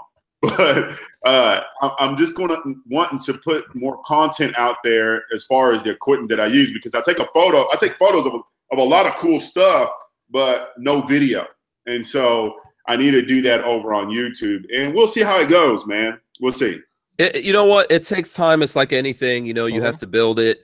Sometimes it's, I don't know, Joe, you probably feel this way. This is like feeding a monster, whether you're doing the Instagram thing or YouTube or all of the above. You know, typically you do better in one than the other, but you know, people are consuming this content with such veracity that by the you can work really hard on doing a photograph or doing a video, or posting something, and people want the next thing. Yeah. So you just have to keep doing that. But you know, I think that the big thing about it is have a good attitude. I know I like your attitude. I think that's what a lot of people attach to when they deal with any of us, right? Yeah. They like something about our attitude, our style. You just keep doing it. Be honest, you know, to who you are, and the folks out there will appreciate you for that. It's a slow process, and I'm working on it. But you're right, man. They're animals. Both sides are animals, man. And Instagram has been nothing but a blessing for me, man, because there is a lot of people out there doing what I'm doing, but it's, for some reason, they're just liking it the way I'm doing it, man. And I'm very, very thankful for it. Thankful for the support. Yeah, absolutely. And hopefully when you folks go over there and check him out, you know, or you check out 13C Gun Reviews, let them know that, you know, you found out about them here on the craziness. I think Joe's used to my level of crazy at this point. I like it, man. I enjoy it. You know, it's fun. It's always a good time when I come on here. I really enjoy it. And you know, for you just starting out on YouTube, I would say, you know, it takes a couple years for things to finally kick off. Yeah. I find that it's very hard for me to drive my Instagram folks to YouTube, and it's very hard for me to drive my YouTube folks to Instagram. They don't want to, for whatever reason, they don't want to go across. Exactly. Like, so, you know, I've been on Instagram now for about a year and a half, 2 years. I'm almost at 30,000. I think I'm a little over 29,000. And I always talk about what I'm doing on YouTube. And hey, you know, I just posted up a new video, and then the video will get like 300 views, and I'm like, nobody's engaging over here. And then I see YouTube guys that have a big YouTube following and a small Instagram following. I don't get it. Well, that's what there's a couple of things there. This is why we have to cross promote each other. And the other thing that you're jumping into is that, you know, this is a bad time. The last 2 years are probably not the best time in the world to try to jump on YouTube, just with all the blocks and limitations that YouTube's putting on us. Even the big guys on YouTube, their audience is somehow affected by this, but they already have this big, huge built-in audience that are like, hey, where's these videos? And YouTube's hiding our videos. I'm telling you that right now. Oh, they are, absolutely. And they're hiding them from our subscribers too. They aren't getting the notifications that they should be. Yeah.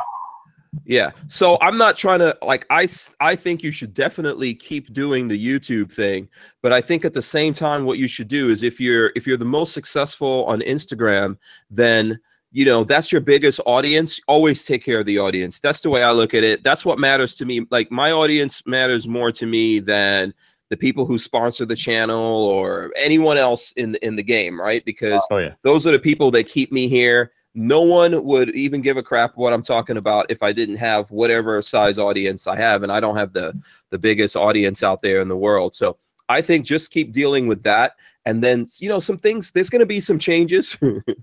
It's either all going to burn down or it's going to get better. I don't know. Right. You know, something's got to happen, right? I think it'll get better, man. I think the worst of it has already passed. That's just my opinion. Unless something politically goes out of hand, but I think we're doing pretty good now, man. I think if we had Hillary, YouTube would just be deleting every single gun channel. Oh yeah. You know, I don't know where you come down on the political side of things. I don't know if you guys got a chance to dip into that. No, we didn't have a chance to talk about anything other than hunting and night vision and thermal. You're gonna have to go back and watch what you missed, because we had a fantastic talk awesome. about. He really filled me in on a lot of good questions I had about night vision and stuff. So. Oh, you did? Oh, cool. Yeah, I think I heard some of that when I was. It was going in and out. Mm-hmm. Yeah. Oh, Lola says you guys are talking about going prone. So that she remembers. Yeah. Yeah. What do you want us to continue the going prone situation, Lola? Whatever it takes. Yeah. Yeah. Yeah. I don't know. I'm hearing some feedback. I don't know who that's coming from. I think it's me. I don't know. Okay. That feedback just started like 60 seconds ago. So I don't know if anybody changed anything. I didn't change anything. No, I'm good. Yeah. So it may come and go. Yeah. Or I don't know. Did you turn up the volume? I didn't touch anything. I went back and forth to YouTube, but that was it. Oh, okay. Okay. Yeah, see, that's why one of the things we use is headsets. That would help with this when you do the live things, because then the headsets makes it quieter. I don't know if you happen to have any headsets around. That always helps. Right now. Headset's good. Yeah. I find the lapel mic should help quite a bit as well. Yeah. You can always turn down the volume if, you know. If we do this again, I will definitely be mic'd up. Yeah, no, it's good. There's lots of different things. So just like a quick thing there for anyone who wants to know about doing it, because people ask me about the live stuff all the time. I use an external USB camera. That's what's up here. That's an external USB.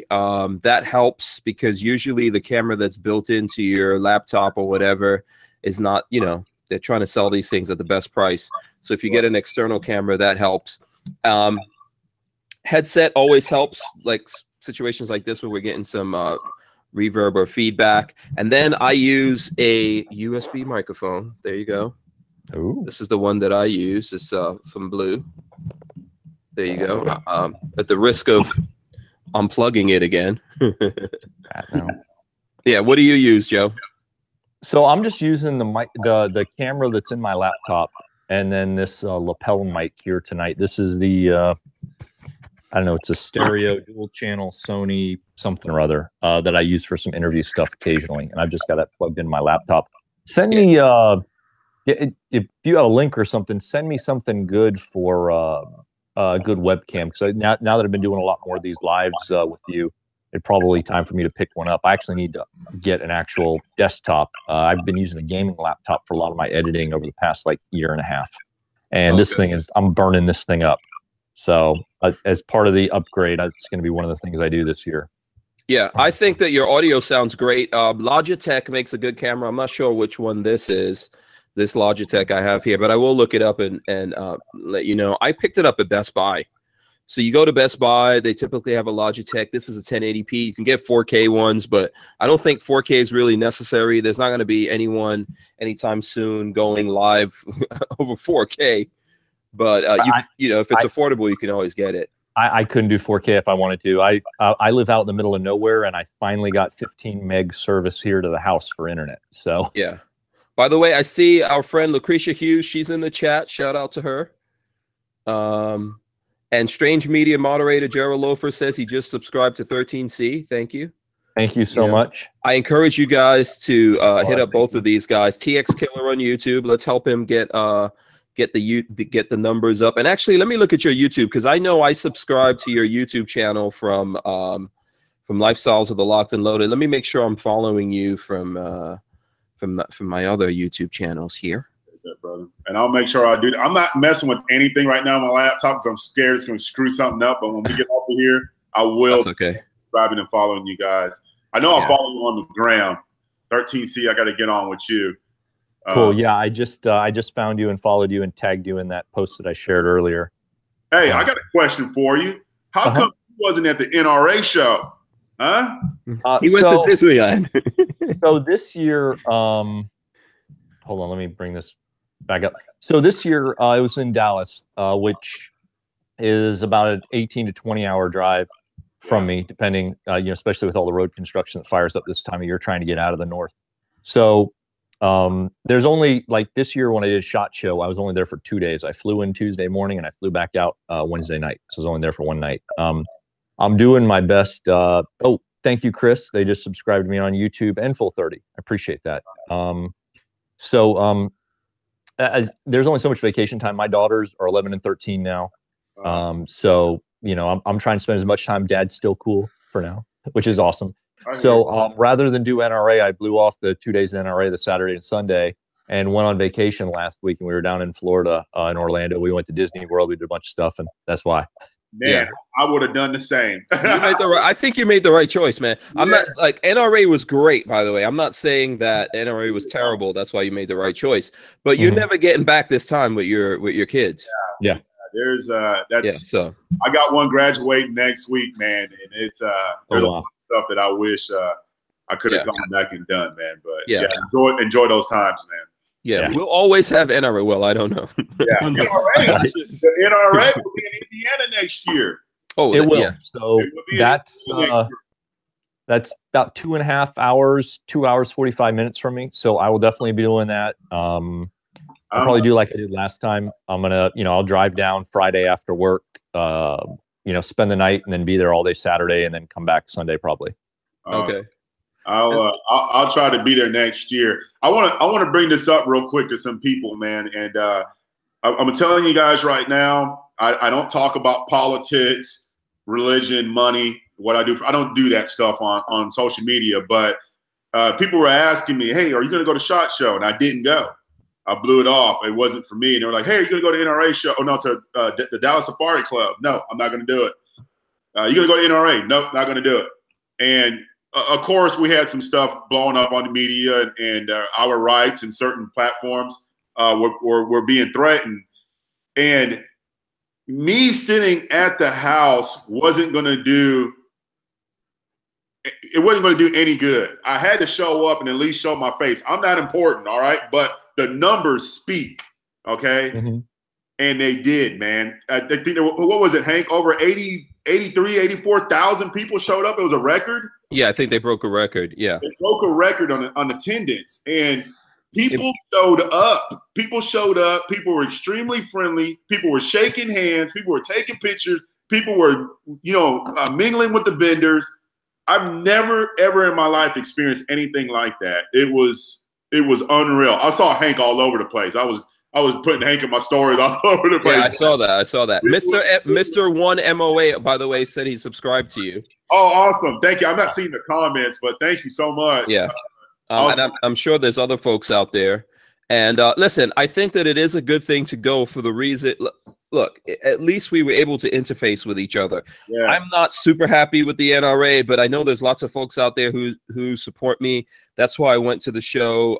There's people who support me, and there's companies like ATI Outdoors. They were at the show. I spent a lot of time over at their booth.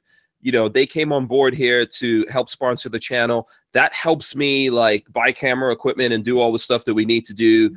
We're going to do giveaways, all that kind of stuff. So I might as well go out there and help those guys out because they're helping me out. And it's awesome always to talk to the folks who actually watch what we do, because for me personally, it recharges me. When you think like, man, I think I've had enough of this crap. It's good to see these people like, hey, man, I really appreciate you doing what you do. It's insane, isn't it? They're there and they're recognizing it. Yeah. Go ahead, Joe. I love the NRA event, not for the NRA, not necessarily for the vendors, although I do like hanging out with companies that I'm friends with, like Safety Harbor Firearms and Walther and stuff. But seeing the people is the big thing, because like you said, it's refreshing, because you run into, it's not like traditional industry event where it's all people in the industry. It's all the folks. Yeah, exactly. It's all the folks you run into, and I missed that this year. I did. Yeah. Although I actually ran into 2 different subscribers, and I asked them not to post up the pictures until after I got home, so people wouldn't know the house was empty. I ran into 2 at Disney. Awesome. That's awesome. Yeah. And one of them recognized me. I was out. They saw the patch on my VanQuest bag, that V-slinger that I have. But I was wearing like I don't remember if it was, I think it was Donald Duck t-shirt that day. So, I wasn't like wearing any gun stuff or anything. But somebody was there and they're like, hey, I was like, yeah. Yeah. Which is awesome. Cool. I love that. Yeah. So, when I'm at a public event, I always tell people, if you're one of the first couple people to see me of the day, even if it's something public like, any kind of event, if it's a concert or being at Disney or whatever, if I've got a bag on me, I'll have an extra patch in there, and I'll give you a patch if you say hello. Obviously, if I'm in the bathroom using the bathroom in the stall next to you, wait till after I wash my hands to say hey. But other than that, I say if Joe's using the bathroom, take pictures, If that's what you're into, I mean, over the stall. No, don't do that. You might see something else come up at you out of there. Yeah. By the way, Cyrus 308 said it was 87,000 people. 87,000. Yeah. Man, that's bigger than SHOT Show. Yes, it was unreal. It was unreal. And let's see. CB said he subbed to you, TX Killer. So did Screaming Skull Saloon. There's lots of other people saying that same thing. You know what? I was looking at your YouTube channel, man. I think you're doing pretty well for you. I think the videos look good on the YouTube channel. You know, I like the cinematography of what you're doing over there. And the biggest thing is the quality. You know, yeah. You know, if everything's clear and you're vocal, I think people will tune in on it. And baby steps, you know, it was a learning curve for me taking photos and building up the Instagram page. And it's going to be the same thing with the video, you know. But I'm going to do my best. There's a lot to talk about in what I'm doing. And I got my hands on so many optics. And I know you can have all the rifles in the world, but it don't mean crap when you don't have the optics on there. You see what I'm saying? So we'll talk about optics, man. It's obvious I'm real big with Vortex, but I have lots of optics to use and talk about. So we'll talk a lot about optics. Okay, cool. And by the way, speaking of optics, I don't know if we're super confirmed at this point, but I know Dimitri, who designs the reticles and stuff like that for Primary Arms Optics, and he's coming on next Friday. Awesome. Oh, that is awesome. Next Friday. So it's always good when Dimitri comes in. He has a lot of knowledge on this stuff. I don't know that much about it. I enjoy listening to him and, you know, asking him questions myself, as well as everyone else asking questions. So look forward to that next Friday, because they've got some new optics out. But yeah, it's, you know, we're all learning. Go ahead. 2 days from now or 9 days from now? Not this Friday, next Friday, right? Next Friday. Next week was the week I chose Wednesday instead of Friday, so I screwed that one up, huh? We can still get you on Friday. Cyrus 308 wants to know, TX Killer, what glass are you using for day hunts? Are we talking like scopes or glasses? No, I'm assuming when he says glass, he's talking about scopes. Oh, scopes. Hey, I got it right here. Hold on.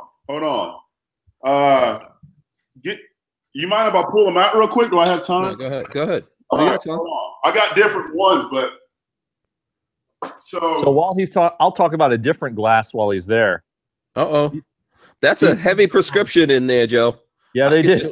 Holy Moses. These are from Tactical RX, and I've got other ones that are curved. Those are cool though. I like those.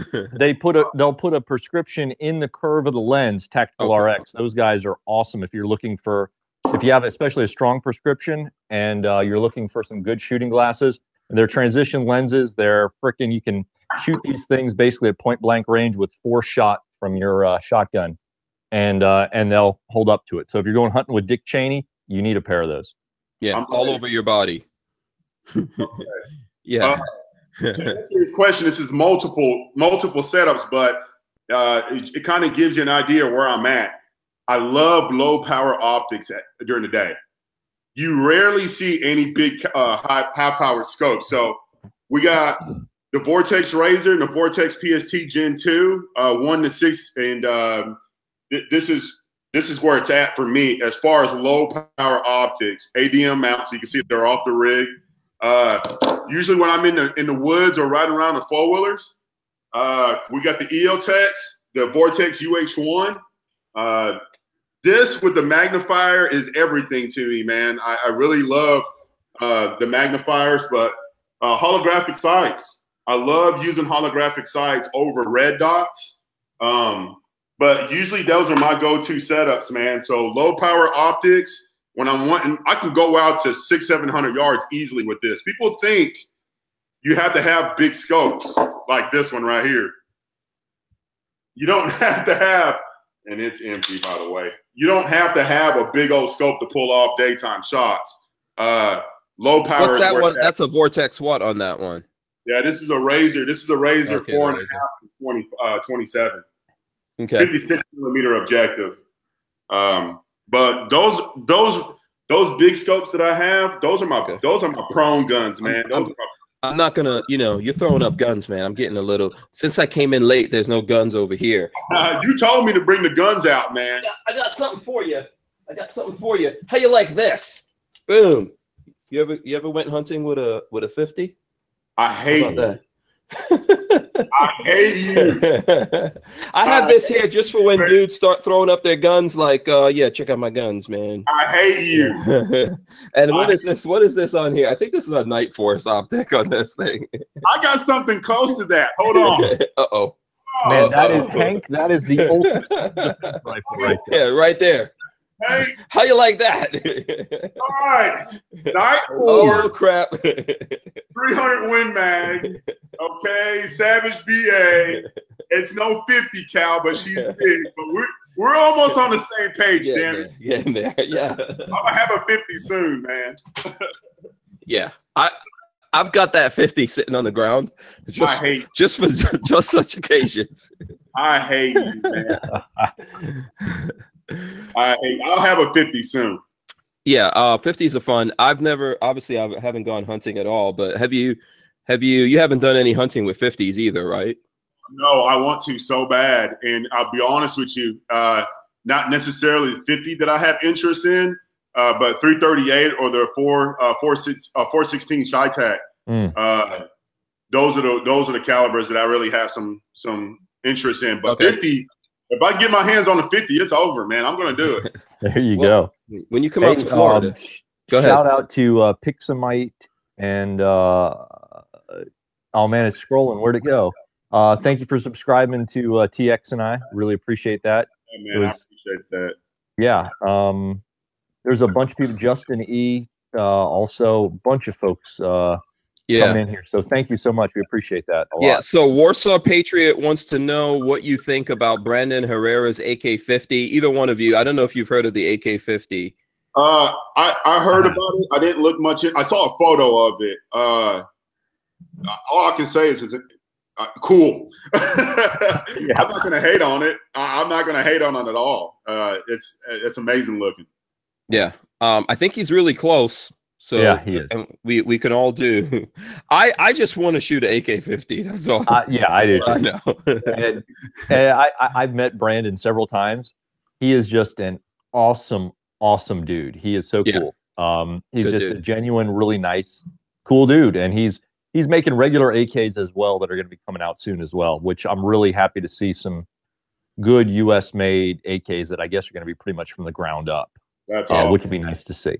Yeah. So Rodney Brady said he subscribed, Joe. And Justin Fulton wants to know, what's that bolt action rifle you held up?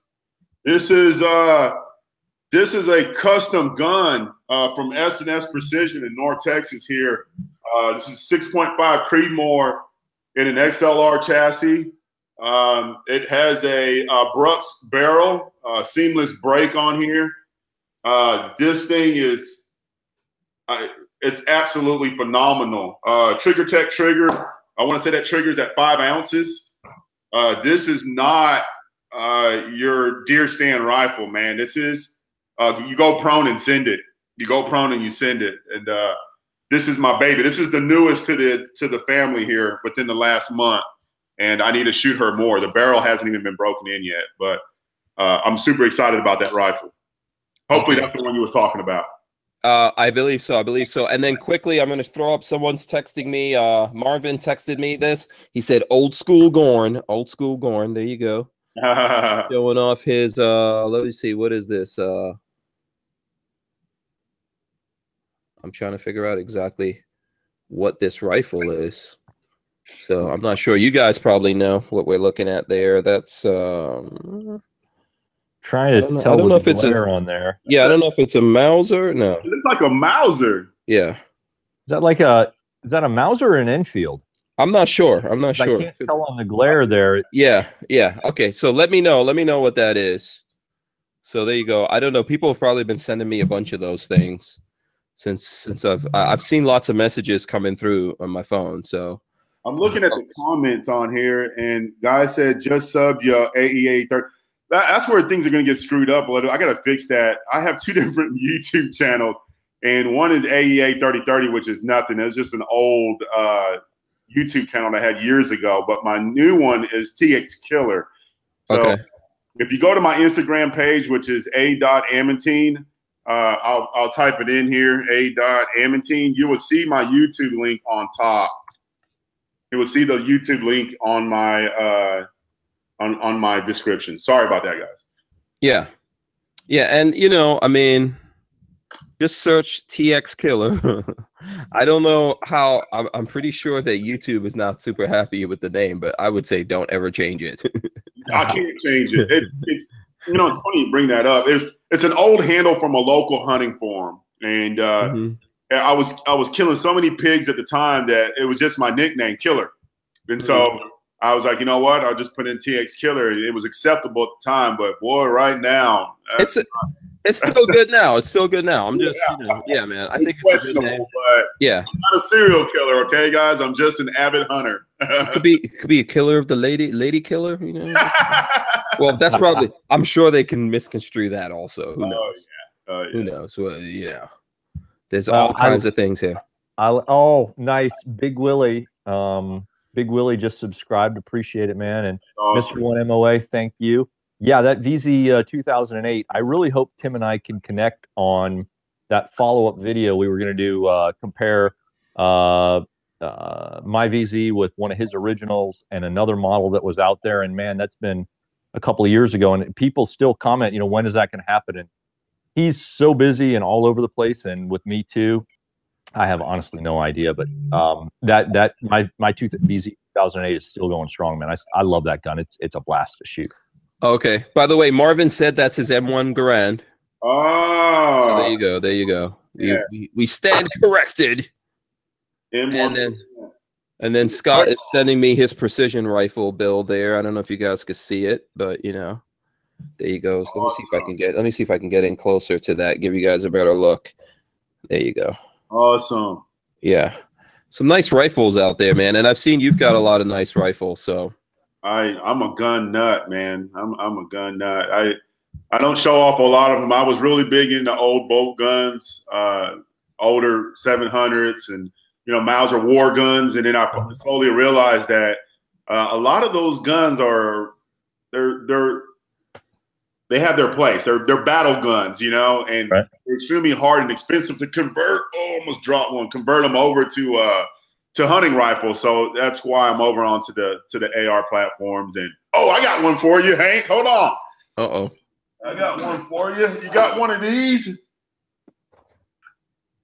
Scar, baby. Oh no, I don't have a Scar, but that's very nice. That's very nice. Scar, baby. So is this 17? No, it's a 16. It looks like 16. This is a 17. This is a heavy. Okay. Oh, it is. Okay, you changed your handguard. Yes, yeah. That's a. Oh man, I just got a brain fart on this one. I want to say this is the Veltor handguard, and to make it a little bit longer. I think that was the downside to the whole Scar platform. The rail stopped right here.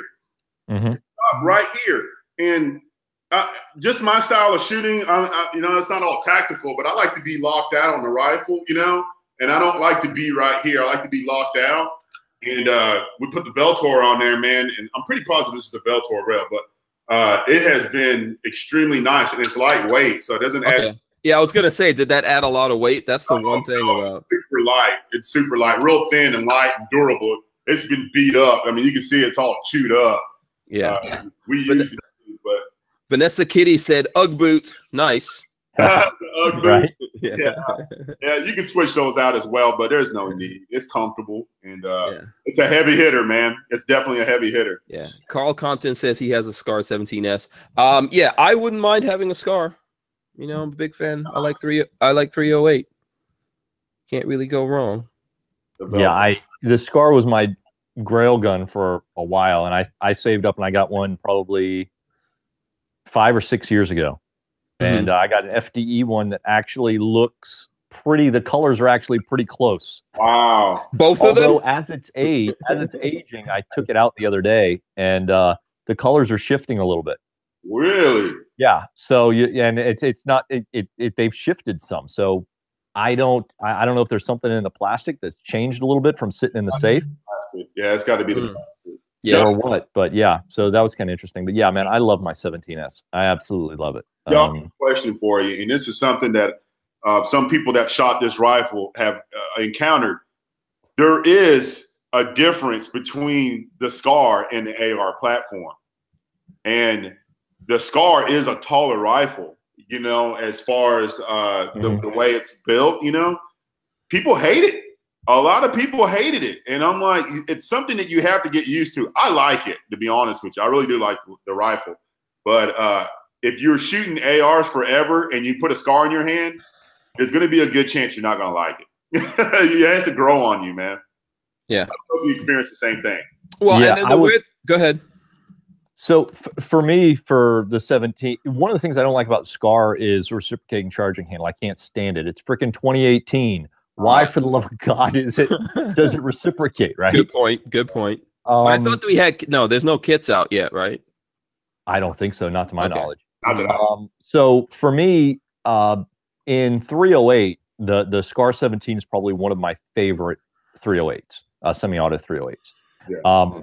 For a 5.56 gun, though, I would take an ACR over the SCAR 16 any day. It's got a better folding stock. Accuracy isn't that much different.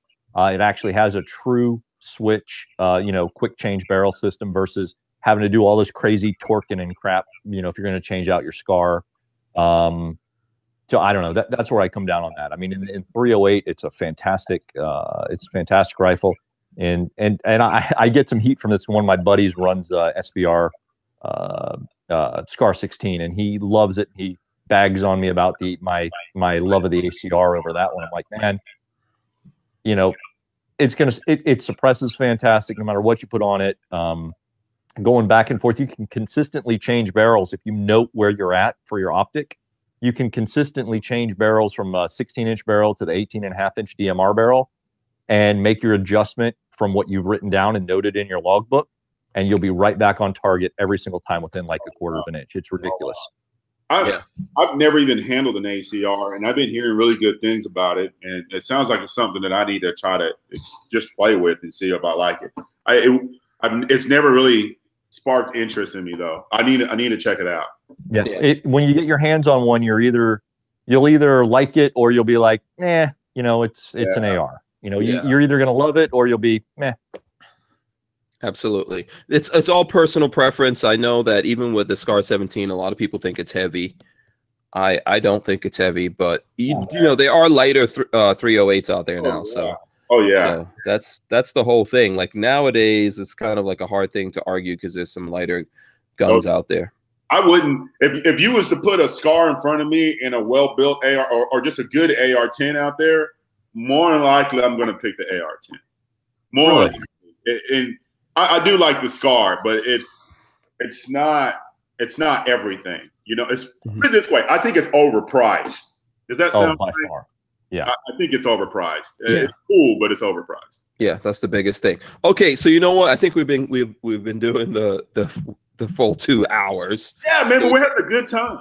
Absolutely, absolutely. But we should probably start wrapping it up here. Lola's giving me the signal. She's giving me the signal. I think it's been fun. We should actually do this again. Hopefully it won't be, as crazy next time. We should definitely do this again. So let me go through here. Joe, what do you want the people to know about? What stuff do you have coming out? Where should they follow you?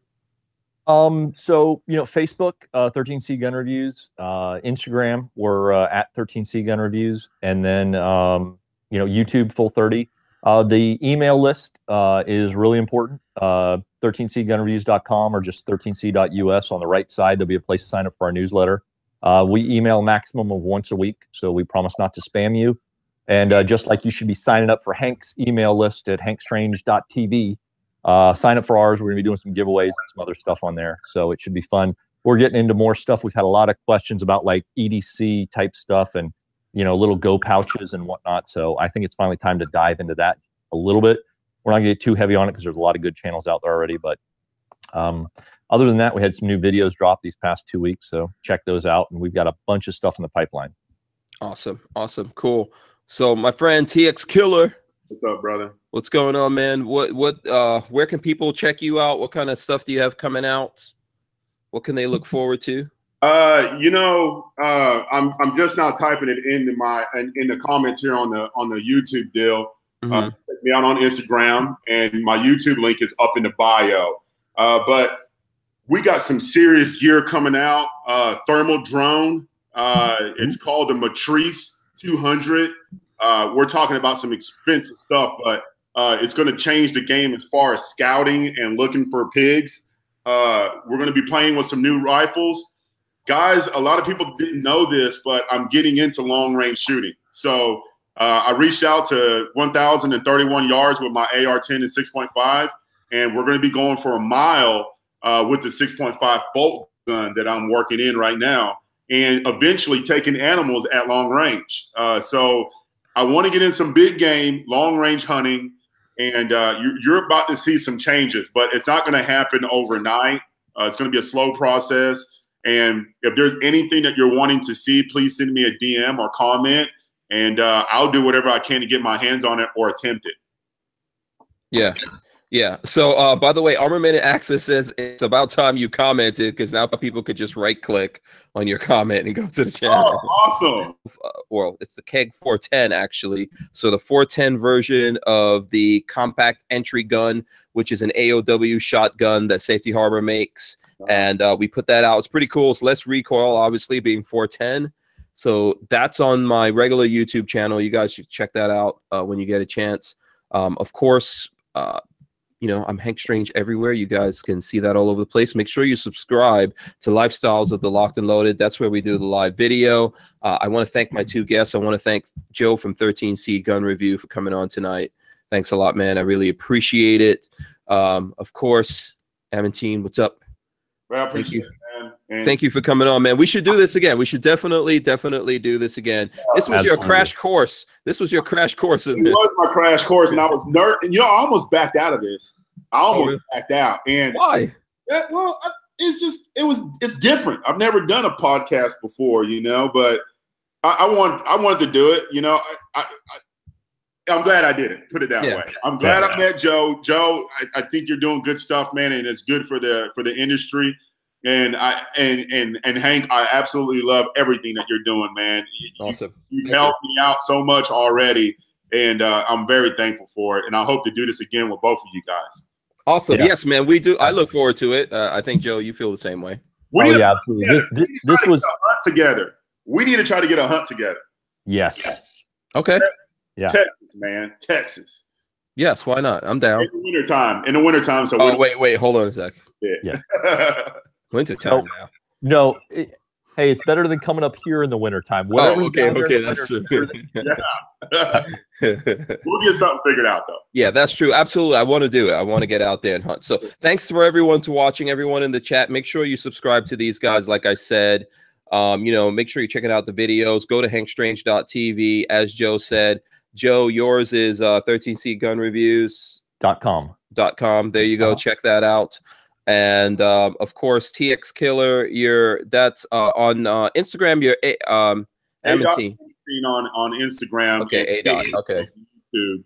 And I found you just by doing TX Killer. That came up just like you said, and then you'll see the full name along with it. But it awesome, came right away. And real quick before we get off of here, I want to thank everybody that joined in on this podcast, man. If it wasn't for you guys, we would not be able to converse like this. I'm thankful for it, man. I'm thankful for 13C Joe and Hank Strange. Thank you guys. This was fun. Awesome. Thanks. And one last thing, if you're in Gainesville, check out Big Island Balls. There you go. Okay, we're out of here, guys. Peace. See you tomorrow. All right. Have a good night, everybody. Okay. Amantine, you stand by right there, but we're out of here.